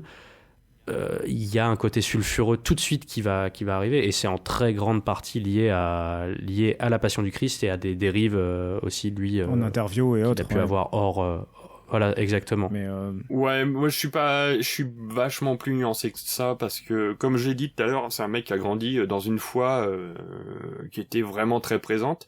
Je pense que c'est plus ses problèmes d'alcoolisme qui... Voilà, j'allais dire, je précise, j'essayais de remettre un peu à plat des faits, quoi, mais oui. C'est pas forcément même loin de ce que je peux penser, hein. Moi je te rejoins complètement là-dessus, quoi. C'est un personnage complexe parce que déjà ouais. il a une histoire complexe de base, et que en plus de ça, en effet, derrière il y a eu des gros problèmes d'alcoolisme. Et puis le mec était au sommet du monde, hein. Il faut quand même voir que c'était l'acteur le plus payé. C'est l'un des plus riches d'Hollywood, ouais. C'est ça. Il était à la tête de plus de 800 millions de dollars uniquement par son travail. Enfin, et peut-être quelques placements habiles, mais je veux dire, il a produit des choses incroyables, et 25 millions de dollars par film, quoi. Il était payé, et donc tu dis Non, mais tout ça pour dire que ça n'excuse évidemment pas certains dérapages, etc., mais qu'il faut faire attention quand on étudie un petit peu la carrière de Mel Gibson, parce qu'en effet, il y a des explications parfois. Enfin, on peut comprendre d'où vient le monsieur, etc., quoi. Ouais, et puis ça a été relayé par des trucs ultra gossip. Je veux dire, quand on taxe de misogynie, d'homophobie, et que ta meilleure amie dans la vie c'est Jodie Foster, tu dis, il y a pas un truc qui est un peu poussé, exagéré dans le truc? Qu'il l'a toujours ouvertement défendu, hein, en disant et soutenu, que, oui. Enfin voilà, et soutenu. Et à ce corps titre, et âme, je viens de récupérer, même en pleine tempête. Hein. Ouais. Et à ce titre, je viens de récupérer le complexe du Castor que je n'ai pas vu. Ouais. Et, Moi non plus, je ne l'ai jamais vu. Et je vais... C'est pas ouf. J'ai pas un très bon souvenir, quoi. Je l'ai vu, je l'ai vu au cinéma d'ailleurs, mais c'est assez étrange comme film. Mais je pense que, au vu de ce que tu dis, de quand tu sais la relation, l'amitié qu'il a avec Jodie Foster, ça doit avoir un autre angle, quoi. Après, il faut toujours se baser sur le produit fini, hein, mais... Même nous, comment on pourrait ne pas aimer Jodie Foster?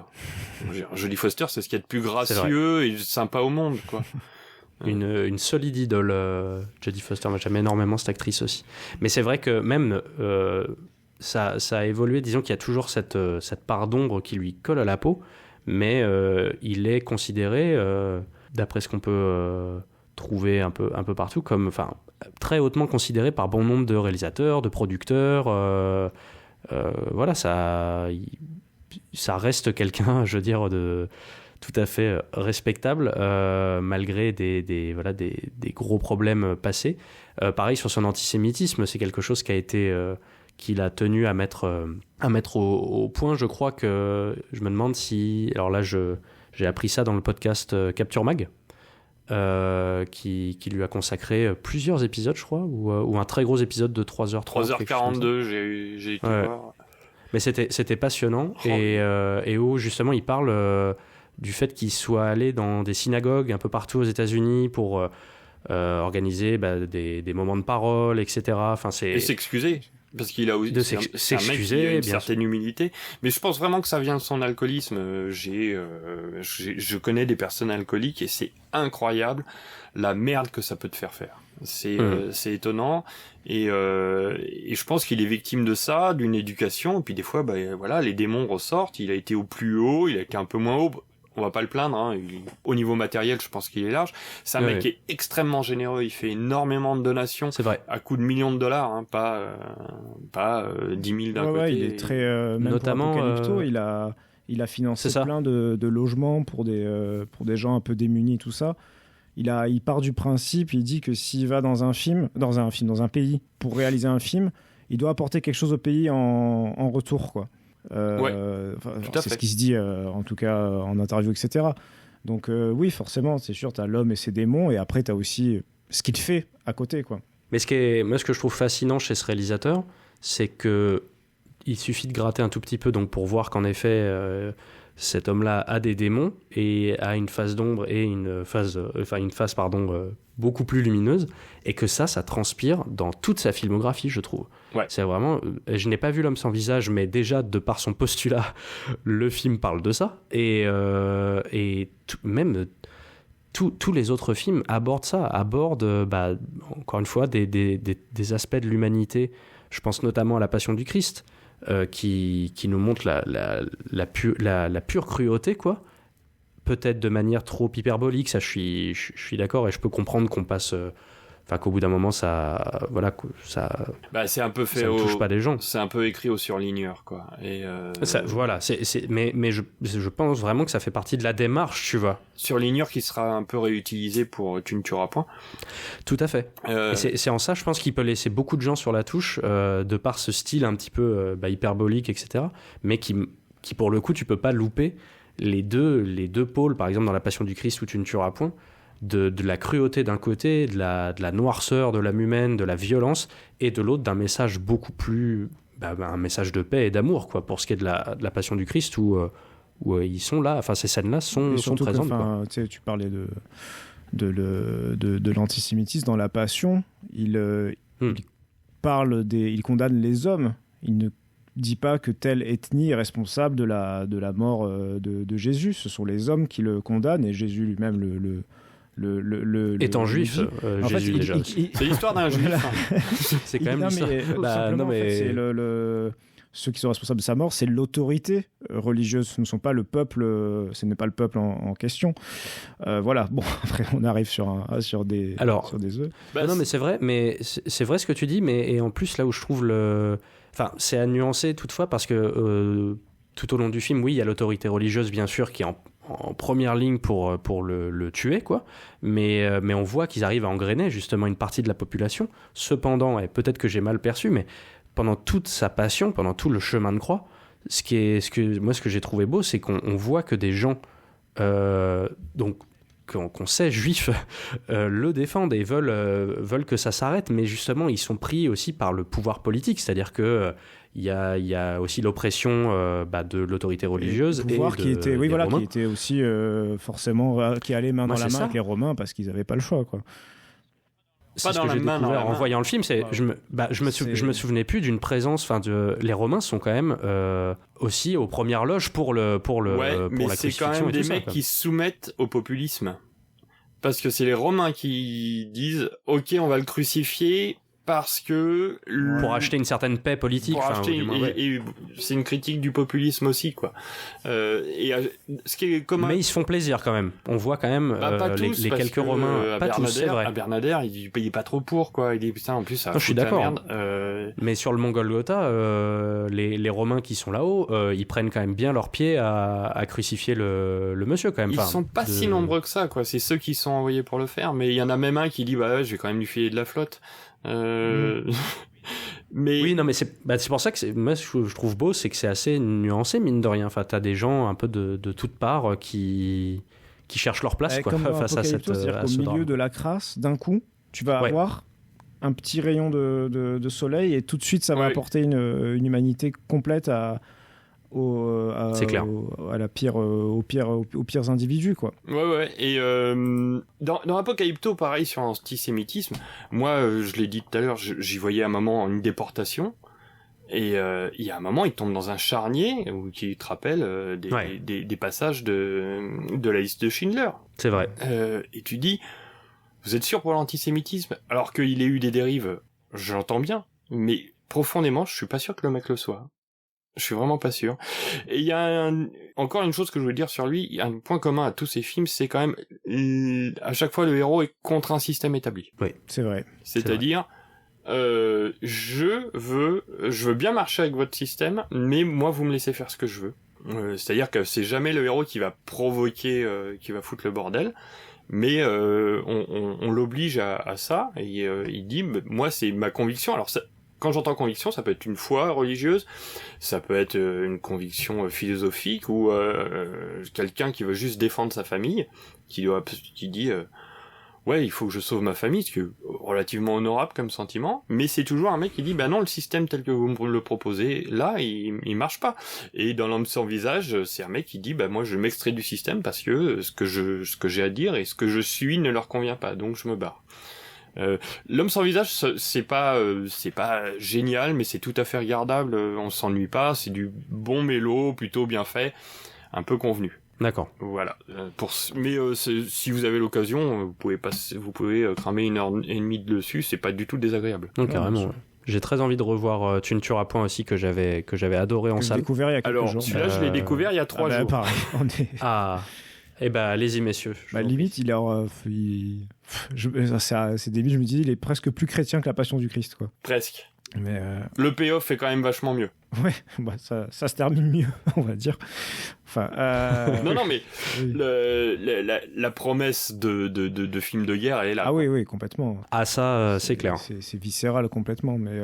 Mais par contre, la Bible 2, c'est un peu long. Ouais, je peux l'entendre. Moi, je sais pas vous, mais je l'avais vu au ciné et je m'étais pas pris une claque de scène d'action, tout simplement. Oh ouais. Depuis pas mal de temps, quoi.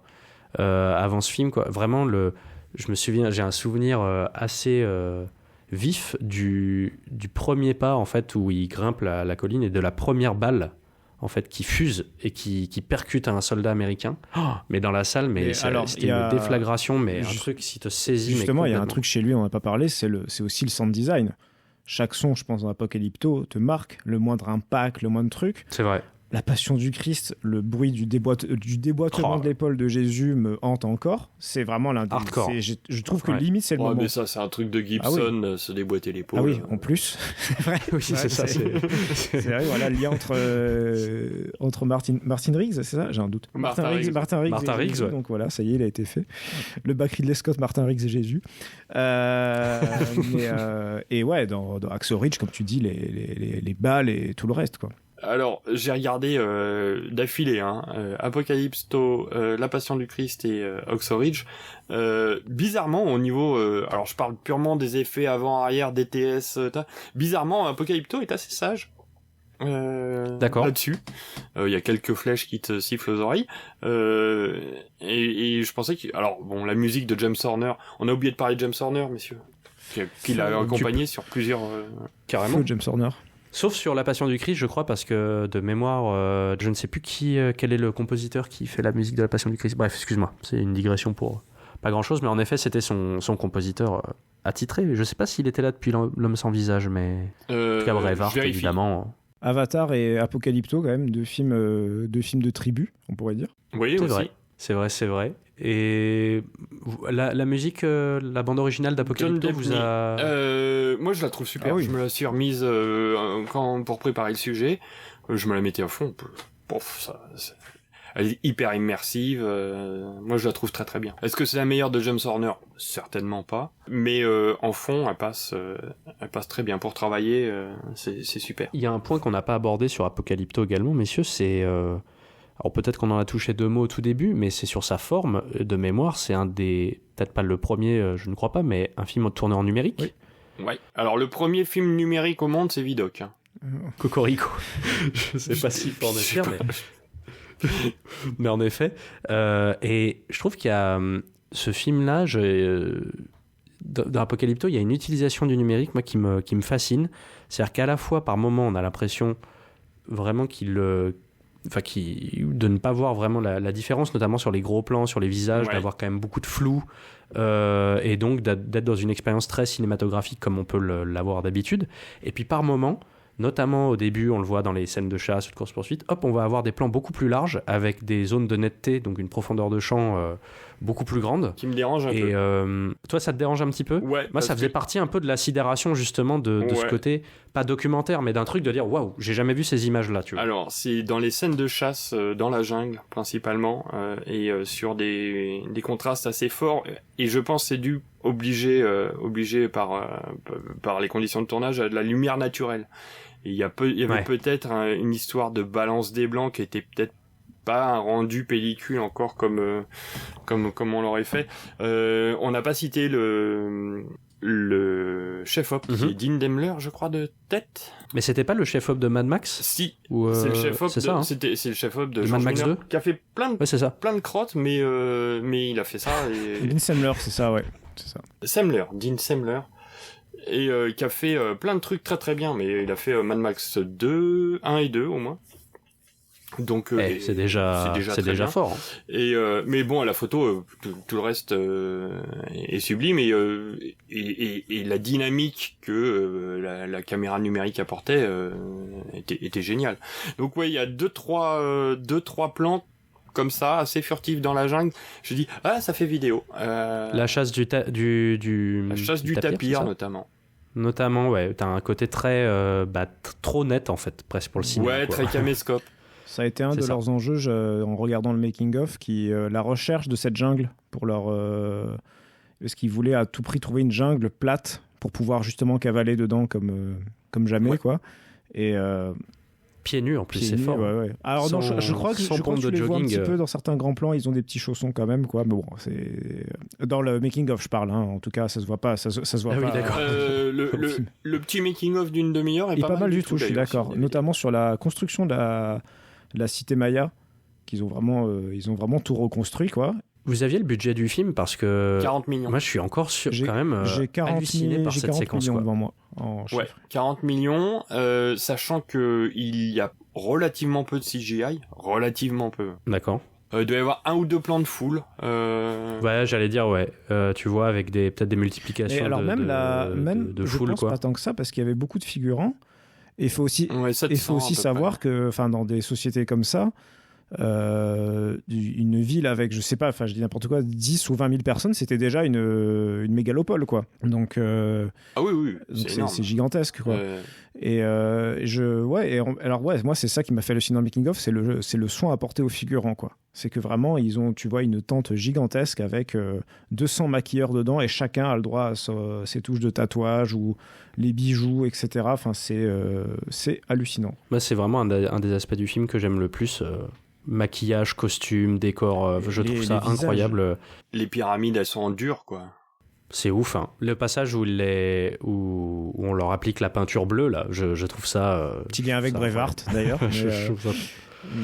Oui, c'est ça. Et surtout cette peinture bleue qui se retrouve nettoyée après la chute de la cascade, où d'un coup, en fait, il est nettoyé de la crasse, enfin de l'apport de la civilisation. De la marque civilisationnelle. Voilà, de la marque pour renaître, pour ressombrer dans la nature en devenant tout noir comme le jaguar. Enfin, ça, c'est en symbolique, c'est énorme, quoi. Et alors, en termes de setup payoff, enfin, attention aux gens, on l'a dit qu'on le spoilait, mais dans la confrontation finale, ce qui est génial, c'est que c'est la tribu qui a disparu qui finit par triompher de l'antagoniste qui les a tués, quoi, avec le piège, quoi. Et le petit hommage peut-être à 2001, quoi, avec l'os qui tombe, quoi. Ouais, je suis pas sûr. Ah, le petit os qui vole, quand même. Il y a un plan dessus, quoi. Ça aurait pu être un bête bâton et c'est un os, tu vois. Mais bon. C'est vrai. Ouais, bon, d'accord. Ok. J'avais un tout petit reproche à faire au film. Il y a des plans superbes sur la ville, notamment Maya, et il y a un plan qui est incroyable, qui a été fait avec une spider cam qui montre une cascade, la chute d'eau, et c'est un plan complètement dément. À chacun de ces plans, et notamment tout ce qui se passe sur la ville, je trouve que les plans sont trop courts, notamment sur l'arrivée de la caméra, où tu dis « laisse-moi... » J'ai envie de lui dire, mais laisse-moi voir un peu plus, quoi, tu coupes et tu passes à autre chose. Alors, ça fait partie de la dynamique du film. Ah ouais, c'est un film qui bourre. C'est un film qui bourre, mais il y a... Laisse-moi 2 secondes, quoi. Laisse-moi 2 secondes profiter de la magnificence de ce truc-là, parce que je trouve que c'est trop court. Non, tu vas te prendre un coup d'obsidienne dans la tronche derrière, quoi. Puis on voulait aussi, le petit reproche, c'est quand Apocalypto 2 avec la confrontation avec les Espagnols, quoi. Qu'est-ce qui se passe, je trouve que justement c'est une belle fin, mais non, alors ça la fin est très belle. Tu peux regarder les cités d'or. Ça me fume qu'il y a certains critiques qui voyaient tu l'as dit, l'arrivée des Espagnols à la fin, qui disent ils montrent, ça y est, il y a les chrétiens qui arrivent pour faire le ménage. Mais comment tu peux voir ça, quoi? Alors... Ah oui, parce que lui est chrétien, c'est ça, en gros. Parce que... non. C'est ça, lui dire qu'en gros, il est trop... Mel Gibson est content de voir les chrétiens débouler. La pire menace, c'est le coup de grâce final Et puis ça rappelle le carton de base. Ah oui, quand bien même. sûr. Une civilisation qui... Et d'autant plus que Pat de Jaguar, lui, voit ça comme une menace, il comprend le truc et il en profite pour se tailler, quoi. Mais c'est vrai que ça me fait penser à quelque chose qui est abordé dans le podcast dont je vous parlais tout à l'heure, dans Passion médiéviste, où on parle souvent des sacrifices. Ah là, c'est horrible, et c'était le cas, bien évidemment, et les séquences dans Apocalypto sont terribles. Ne pas minimiser ce qui s'est passé après, hein.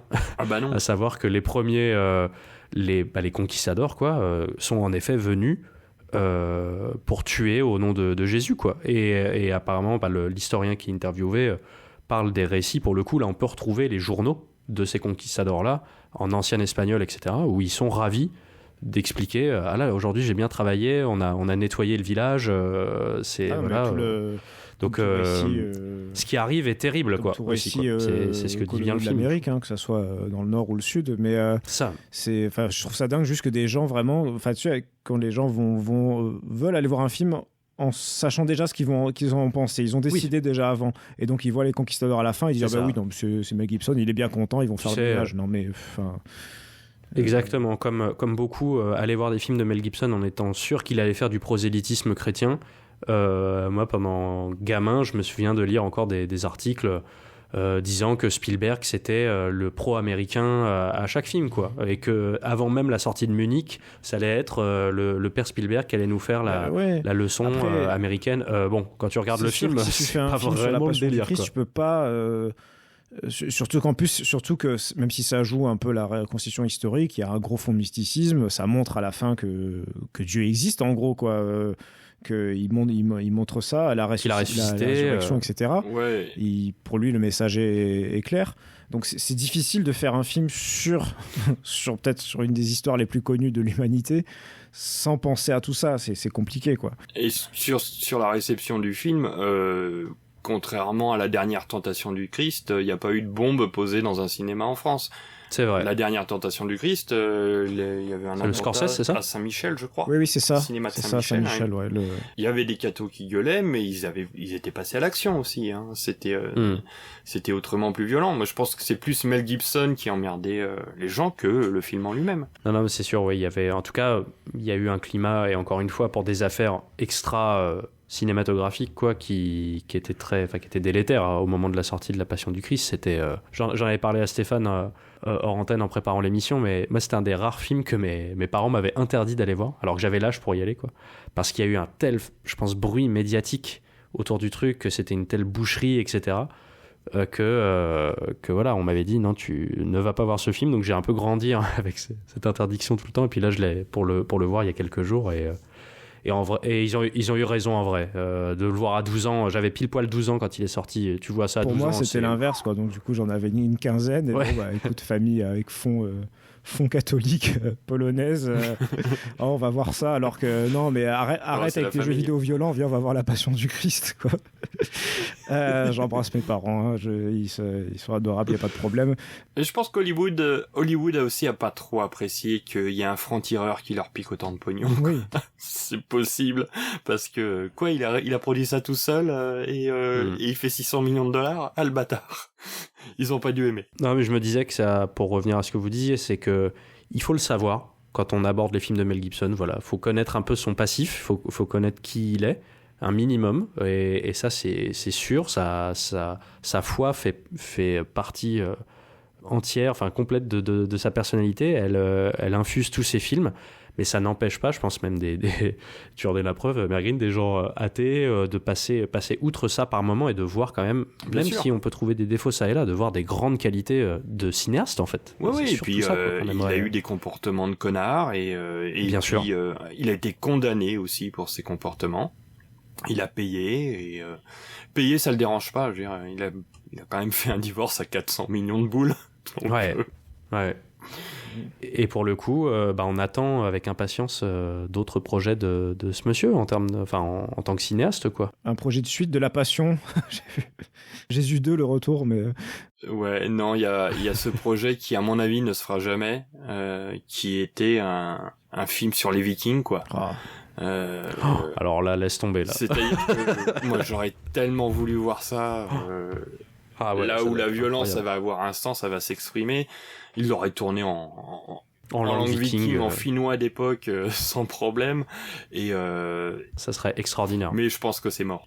la série Viking a pris le pari des langues anciennes, et c'est assez chouette, quoi. Le Mel nous a prouvé qu'il avait plusieurs vies en une, donc qui sait, peut-être renaîtra-t-il Mais il n'y a pas de ses cendres. Fatal en préparation également? Si, mais... Si. C'est a priori son projet le plus sûr, puisque suite au décès de Richard Donner, si je dis pas de bêtises, il a annoncé qu'en effet il allait le réaliser. Donc a priori, il est en train, je me demande si l'écriture du script n'est pas terminée ou quelque chose comme ça, mais voilà, ça devrait se faire au courant de l'année. En pré-prod. Pour ce qui est de la réalisation du film.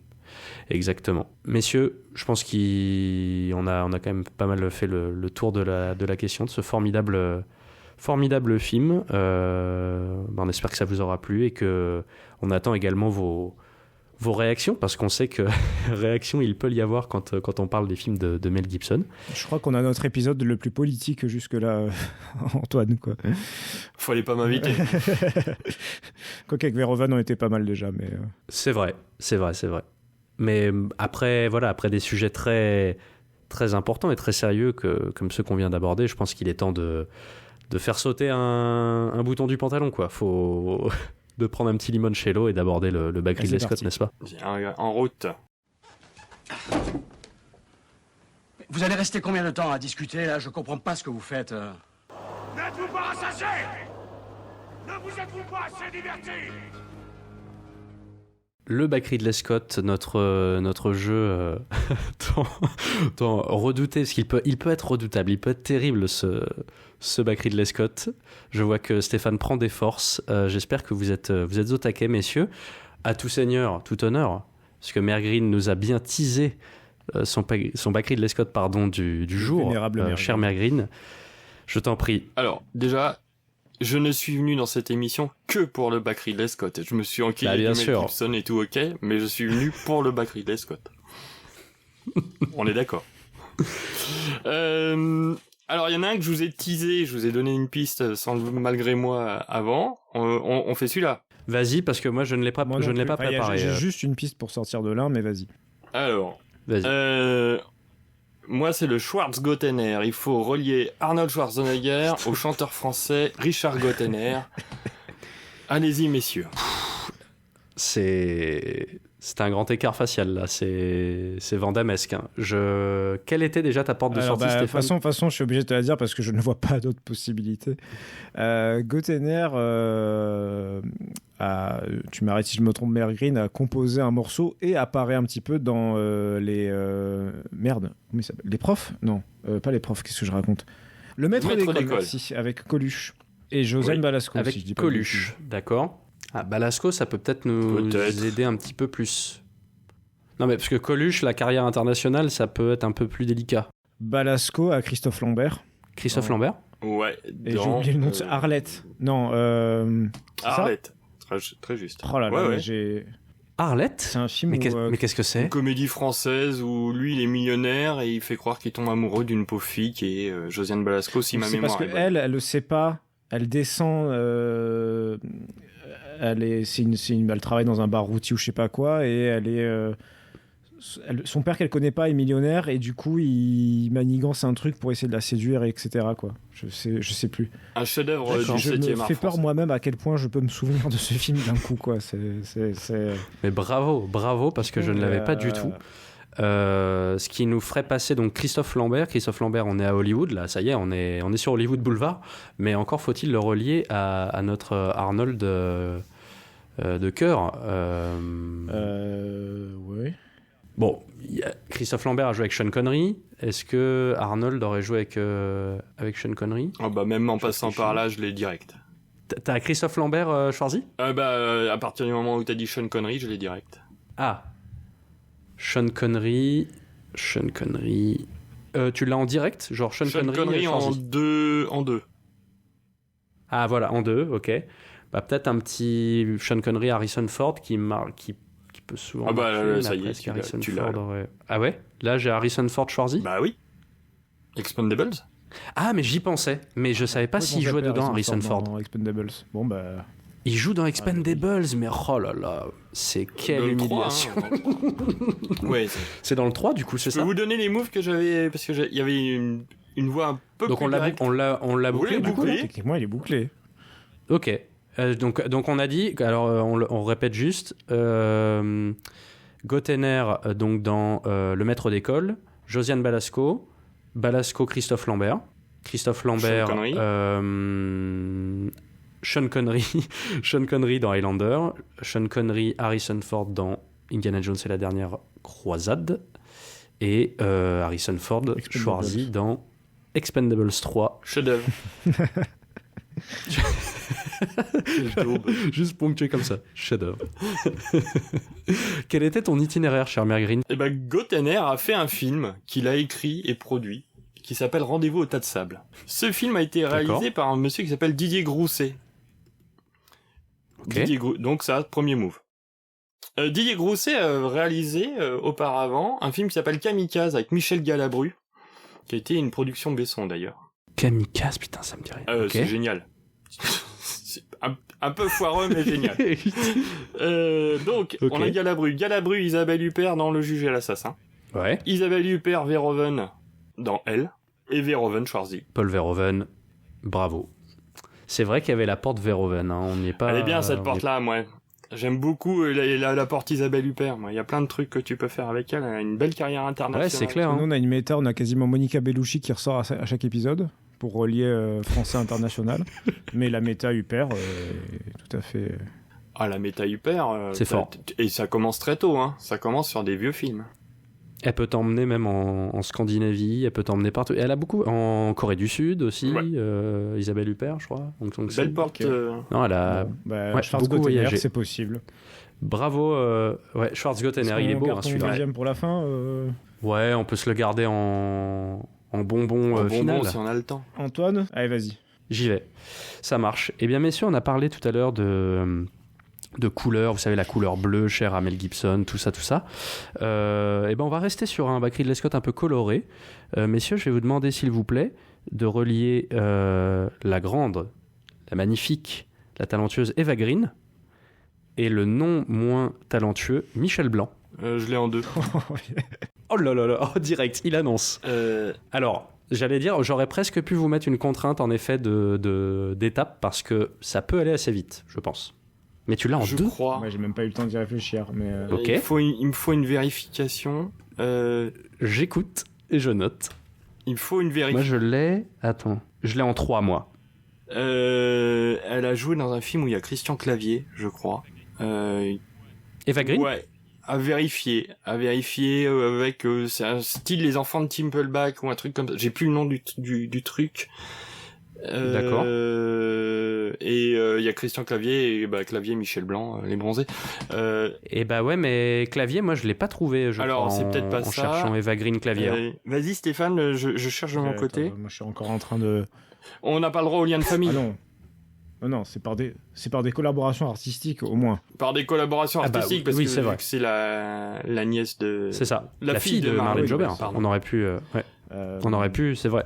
Écoute, je ne vois pas de Non, mais Christian Clavier, je dis Eva que Green. une Hein. bêtise. Mais t'es, je pense, sur la bonne voie. N'importe quoi. J'ai relié Eva Green à Eva Green dans ma tête. Facile. Je l'ai en un. Ouais, c'est compliqué. Alors moi, je suis pas hyper balèze en Eva Green, par contre. Je l'aime pas trop. Ah, oh là là, le débat. Bon, on l'a déjà eu, je crois, dans On l'a Planet of déjà the eu, Tapes. non, mais... Un membre du... Oui, c'est vrai, du fan tellement club. de visions opposées qu'on peut pas avoir débat, on va pas... Non, bah non. Attends. Putain, j'en ai un. Elle a joué dans un Polanski, Eva Green. Si je dis pas de bêtises. Tout à fait. Qui est le... En effet. J'ai oublié son nom. Alors, qui est, je vous retrouve ça tout de suite, d'après une histoire vraie. Ah, mais ça, j'ai pas vu ça. Ça, vous allez me sécher. Je peux vous donner, si vous voulez, l'actrice, parce que c'est un duo d'actrices, d'après une histoire vraie, qui joue avec Eva Green, et c'est assez facile, puisque c'est la compagne de Roman Polanski, à savoir Emmanuelle Seigner, si ça peut vous aider. Alors, Emmanuelle Seigner, que je déteste également. On l'embrasse. Emmanuel, si tu nous écoutes. C'est ça. Mère Green vous embrasse, a priori. Waouh, j'arrive pas sur celui-là. Je pense que tu m'as dit... T'as juste dit Eva Green, je fais un AVC depuis tout à l'heure, en fait. Mais... Alors, Eva Green, Emmanuel Alors, comment je pourrais vous mettre sur la voie ? Je dirais, ça peut être une bêtise, mais... Attends, je regarde, je vérifie. Non. C'est plutôt sur son début de carrière, Eva Green, que avec vous allez trouver des Bertolucci. liens avec le cinéma Nul en français. Eva Green. Parce qu'après, Il y a Par Louis Garrel, du coup. voilà, ça c'en est un. Mais moi, je pense à un film qui, malheureusement, n'a pas très bonne réputation, je ne l'ai jamais vu, mais qui a été un gros projet français. Une grosse adaptation d'une œuvre très connue française, comme on pouvait en faire dans les années 2000, avec un gros Avec Eva budget et Green un gros casting. Et Eva Green joue dedans. Est-ce que vous pensez... Parce que Les Trois Mousquetaires, c'est pas encore sorti, mais... Ouais, moi j'étais en train de partir là-dessus, moi. Vous pourriez parler de ça, parce qu'il sort cette année. Et d'ailleurs, il y a un acteur commun avec le film dont je vous parle là actuellement, qui date de 2004. Il y a Louis Garrel aussi, Voilà, je vous qui joue donne dans des petits indices. le Bertolucci, dont j'ai oublié le nom, qui joue dans Les Trois Mousquetaires. Ouais. Donc là... Mais après, va relier Michel Blanc et Louis Garrel, tu peux, hein, mais... Non, je le ferai plus avec Moi, je Vincent l'ai pas. Cassel, moi. Ah, Vincent Cassel, pas mal, c'est vrai. Alors après, Vincent Cassel, Michel Blanc. Oh, ça va se faire vite, ça. Vincent Cassel, Vincent Cassel. Oh, mon Dieu, il arrive à me Ouais, mais sécher. c'est terrible, parce que il a joué avec Depardieu, mince, quoi. Eva Green, Vincent Cassel. Vincent Cassel, il joue dans... Vincent Cassel avec Depardieu ? Michel Blanc avec Depardieu. Donc quand même avec Depardieu. Ouais, Ah ben en oui, effet. attends, Depardieu joue dans Mesrine avec Cassel. Ah non, je pensais que... Mais tu sais que t'as trouvé un chemin encore plus court, grâce à Depardieu, Depardieu. Eva La Green. méta Depardieu. Non, bah tu prends un... Méta Depardieu. Bah, elle est large, hein. Depardieu, Ridley Scott. Ah Elle joue dans un Ridley Eva Scott. Green n'aurait-elle pas tourné avec Ridley Scott ? Elle a tourné avec Ridley Scott. Ah ben oui, Kingdom of Heaven, oui, bien sûr. Ouais, sublime. Bravo. Oh, putain. Il l'a. Bravo. Et bah t'as chopé un chemin que je n'avais pas, Mais qui est j'avais court, complètement en plus. zappé. C'est vrai, Michel Blanc de Pardieu dans Tenue de Bien soirée, sûr. bien sûr, de Bertrand Michel Blier. Blanc, Depardieu. Ouais. Et de Pardieu, Ridley Scott, Eva En Green. trois. Alors c'est un peu plus court que le mien. Et le film que j'ai essayé de vous faire deviner, c'était Arsène Lupin de Jean-Paul Salomé, si ma mémoire Que est de la bonne. balle ce soir. Et je n'ai pas vu ce film, mais voilà. T'as pas vu? Je me garderai de tout commentaire. Il paraît que c'est compliqué. Eva Green joue dans Arsène Lupin. Et dans Arsène Lupin, il y a Romain Duris. Ah, oui. Donc moi, je suis parti de ça. Romain Duris qui joue dans Paris de Cédric Clapiche avec Karine Viard. Et Karine Viard a joué avec Michel Blanc dans le dernier film en date de Michel Blanc, à savoir Voyez comme on danse. Mais j'aurais pu citer aussi des films avec Karine Viard et Thierry Lhermitte pour rejoindre voilà, toute la troupe du Splendide. Quoi. Joli. Voilà mon chemin. Je m'en veux d'avoir séché comme ça. Ouais, bah, tu nous as aidé à coup de pied, mais on boude pas notre fierté. GG les gars. Non, mais il était plus... En fait, quand tu l'entends, tu te dis, ok, je vais le faire en... D'ailleurs, je crois que Mergreen, on va séquencer ce passage. Hein. Tu l'as annoncé en 2 coups, quoi. Genre, je l'ai en 2, quoi. Mergreen, il entend ça, je l'ai en 2. C'est parti. Ouais, non, mais faites un effort quand même. À moi, du coup. Ouais. Alors, les amis, je salue mon ami JC s'il m'écoute, parce que c'est avec lui qu'on cherchait des jeux de mots pourris pour le bac Ridley Scott. Et on en a trouvé un bien, et j'ai trouvé plusieurs résolutions, et il me plaît. Il faut me faire un Idriss Elbaz. C'est-à-dire relier Idriss Elba à Vincent Elbaz. Ah putain, il est bon celui-là. Ah, mais il y en a un facile. Idriss Elba, il a joué dans un film... il a joué dans Belle Maman de Patrice avec Vincent Lindon. Pascal Aguillon. Non, Aguillon. Oui, c'est ça. Comment Gabriel il Aguillon. Gabriel Aguillon, merci. Dedans, alors attends, Vincent Elbaz. Dedans, il y a Vincent Lindon, il y a Catherine Deneuve, il y a... Bravo, non, t'es bien, t'es bien. Bien, tu l'as, Lynn mon Renaud. garçon, c'est bon, tu l'as. Vincent Lindon. Allez. Non, mais Vincent Lindon, José Garcia, il faut... Vincent Elbaz, il joue dans La Vérité si je mens. Il joue dans quoi, Vincent Elbaz? Vincent Lindon, La Vérité si je mens, on va trouver. Vincent Lindon, il joue dans Ma Petite Entreprise. Il y a, comment il s'appelle, celui qui était dans tous les films, là, le barbu. Ça va me revenir. Bah, Ma Petite Entreprise, pour moi, il y a Roche Dizem et Vincent Lindon. Celui qui joue l'assureur. Non, mais attends, on va trouver Vincent Lindon. Vincent Lindon. Moi, je cherche Vincent Lindon relié avec du casting de La Vérité si je mens, tu vois. Genre Vincent Lindon, Gilbert Melki, Vincent Lindon, Richard Anconina. Écoute, j'ai longtemps cherché moi-même par La Vérité si je mens, et en fait, Lindon. je suis pas passé par là. Il y a plein d'autres chemins. Non. Ouais. C'est vrai? C'est un piège, La Vérité. C'est peut-être une bêtise, hein, mais attends, Vincent Lindon, José Garcia, ça doit exister quand même. Il y a un monde où il y a un film avec Vincent Lindon et José Garcia, quoi. Vincent. Moi, j'avais envie de passer par Attends, Guillaume Elbaz. Canet. Parce que Vincent... Ça va faire plaisir à Stéphane, ça. Non, mais Vincent Lindon, Guillaume Canet, ça s'appelle Le Frère. Non, Le Frère du Guerrier. Le frère du guerrier, oui, bien sûr. Guillaume Canet, Vincent Elbaz. Ah ouais, mais attends, Vincent Elbaz. Vincent Elbaz, il y a un film que tu adores, Antoine. Ah, mais oui, il joue dans Quasimodo del Paris avec Patrick Timsit. Vincent Lindon, Patrick Timsit, La crise de Colin Serrault, Patrick Timsit, Vincent Et également Elbaz, Patrick Quasimodo Timsit del et Paris. Vincent Lindon dans Paparazzi. Et Paparazzi, bien sûr. Attends, c'est La crise, je déconne peut-être, mais non, il y a... C'est bien ça, hein, c'est bien Timsit Oui, oui. et Lindon. Et c'est ça, bravo. Et parce que en plus, on arrive jusqu'à Idriss Elba tout en restant dans le cinéma français.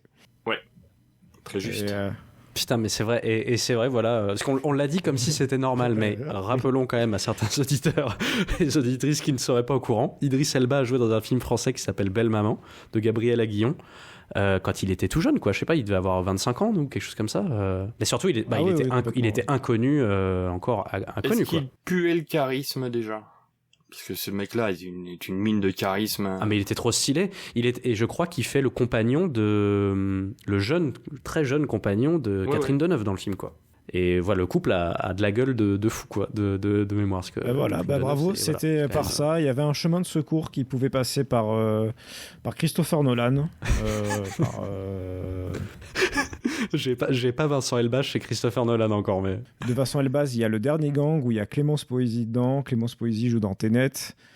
Christopher Nolan, et dans Bien vu. un des Batman, il y a Burn Gorman, un petit acteur secondaire qui joue dans Pacific Rim, et dans Pacific Rim, il y a, Oh là là, il est parti. il y a Idris Elba.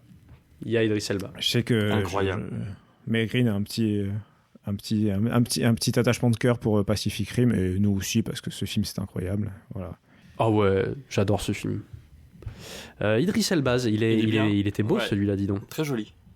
Et merci pour l'indice, parce que j'avais complètement oublié Quasimodo del Paris, que j'aimerais beaucoup traiter dans notre podcast, film parce que c'est un nécessaire. film que j'adore. Vous pouvez pas passer de Apocalypto à Quasimodo. Ah, mais c'est del ça, Paris. c'est ça l'entourloupe. Nous, Exactement, c'est l'aventure en ces temps troublés. Hein. pour rendre hommage à la pauvre Notre-Dame qui a cramé, on va parler de Quasimodo. Oh putain. Je sais pas si c'est le meilleur hommage qu'on puisse lui rendre. J'adore ce film, je vous laisse avec vos vils Bon, commentaires. bah, Il me fait beaucoup petit rire. bonus. Mère Green, est-ce que... Le petit bonus. En plus, il y a un beau jeu de mots. C'est un Lagaffe Fincher que je vous propose. Pardon Lagaffe Fincher, Laga- alors. Oh non. Donc Vincent Lagaffe. Vincent Lagaffe, David Fincher. Alexis, dans notre épisode sur Miami Vice, Oui. avait déjà fait un truc où on partait de la gaffe. Ah, je sais plus qui. Et il était passé par le fait que Vincent Lagaffe ait été, je crois, genre Silhouette ou quelque chose comme ça dans un film Ah non. de Marco Ah non, Ferreri. moi je suis cash. Je vous fais pas des silhouettes. Je vous fais du rôle principal. Le baltringue. Je vous fais de la star. Donc, je fais du baltringue. du coup. Le baltringue. Il y en a pas beaucoup. Oh, mais attends, mais va partir du baltringue pour aller à David Fincher, quoi. C'est... Il y a un acteur dans le baltringue qui est... tout le monde le connaît. On n'a pas forcément son nom. Mais Alors, je veux bien un petit indice pour cet acteur, parce que je vois pas qui c'est. il y a un acteur qui s'appelle Jean-Luc Couchard. Et Jean-Luc Non, Couchard, j'ai pas. c'est le héros de Dickeneck. Ah, ok. Mais bien sûr, mais c'est bien sûr. Bon, bah là, Dick Neck, on peut travailler Ah bah quand là, même. vous avez plein de portes de sortie. Hein. Bah, il y a Cotillard. Ouais, et puis Mélanie Laurent, et puis et il y en a une qui est encore plus rapide. Bah, t'as dit Mélanie Laurent qui a joué avec Brad Pitt dans Inglourious Basterds. Brad Pitt, Seven. Fincher. Voilà. Incroyable. En quatre, hein. Et c'était ça, Noël, c'était ça ta porte Non, la plus rapide c'était passé elle par était Mélanie Laurent. aussi longue. Moi, j'avais Dominique Pinon qui a joué dans Alien 4 avec Sigourney Weaver et Alien 3. Eh ben, génial. Donc voilà, c'était un petit bonus, mais c'était surtout pour Lagaffe Fincher, j'aimais bien. Oh. Ah, Lagaffe Fincher, il est gratiné celui-là aussi. Hein. On dirait le nom d'un prince autrichien. Oui. Le duc de Lagaffe Fincher. Quoi. C'est un peu SAS, quoi. C'est Malco Lagaffe Fincher. Quoi. Ça, faudrait l'adapter en film, les vraies aventures de Malco. Il y en a eu. Prince Il y en Malco. a, je me suis penché sur le sujet. Il y a eu 2. Ouais, mais c'est pas fidèle à l'œuvre. Non, je crois pas que c'est fidèle à l'œuvre. Et il y a même Corinne Touzé qui joue dans une adaptation. Quand j'ai proposé le Corinne Touzé-Mekis au dernier épisode, je me suis renseigné un peu et elle a joué dans une adaptation des SAS. Mais ce n'est pas aussi fidèle que... On salue d'ailleurs notre ami commun, n'est-ce pas, Stéphane David, qui a trouvé le Corinne Touzé-Mekis via des chemins mais magnifiques du 7e C'est art. bien du Lelouch ou les trucs comme ça. Alors lui, il est passé par Alan Silvestri, qui a composé la bande originale d'un film de Philippe Clair. Et voilà, Corinne Touzé a joué chez Philippe Clair, je crois. Tout ça pour vous rappeler, chers auditeurs, que il ne faut pas hésiter. Si vous avez des chemins très courts, plus courts que nos pérégrinations dans ce podcast, pardon, n'hésitez pas à les poster. Le bon Don aussi nous avait séché avec un Dolph Lundgren qui faisait le pleurnicheur avec les nuls, etc. Bref, il avait trouvé... Il y a parfois des itinéraires...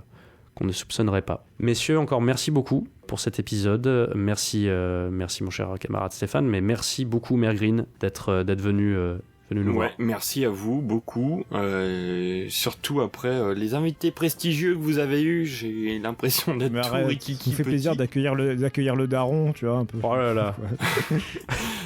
Mais d'ailleurs, tu fais bien d'en parler Stéphane, puisqu'on rappelle tes 2 podcasts. Le premier, donc l'Auberge des Darons, et évidemment Planet of the Tapes, dans des genres, ma foi, très, très éclectiques, très différents. Allez écouter tout ça, c'est du tout bon. Mais mille merci pour ta présence, Mère Green, et puis bah à la prochaine, hein. Franchement, comme tu dis, tu aimes à le dire, Mikasa es Mufasa, C'est n'est-ce ça. pas? Et aller voir Apocalypto, surtout, quoi. S'il y a un film de Mel Gibson à voir, c'est lui, quoi. Ouais. C'est son meilleur. Ah d'accord, Non, mais je là, le ça, rejoins. voilà, ça, Bon, on le comme on dit. dit, ça tranché dans le On le vif. dit, on le dit. Très bien, ok les gars, ok, je me plie à la majorité. Non, ouais, c'est vrai que c'est un super film et c'était un plaisir d'en parler avec vous. Merci encore à toutes et à tous pour d'avoir écouté cet épisode, on espère qu'il vous aura plu. Et n'hésitez pas, encore une fois, à nous faire part de vos retours en commentaire sur les différentes plateformes, à mettre des avis, des petites notes, ça prend quelques secondes et on remercie les gens qui le font, ça nous aide beaucoup et ça nous donne beaucoup de force. Merci beaucoup et à dans 2 semaines pour un nouvel épisode d'Entourloupe dans l'Azimut. À très vite. Merci.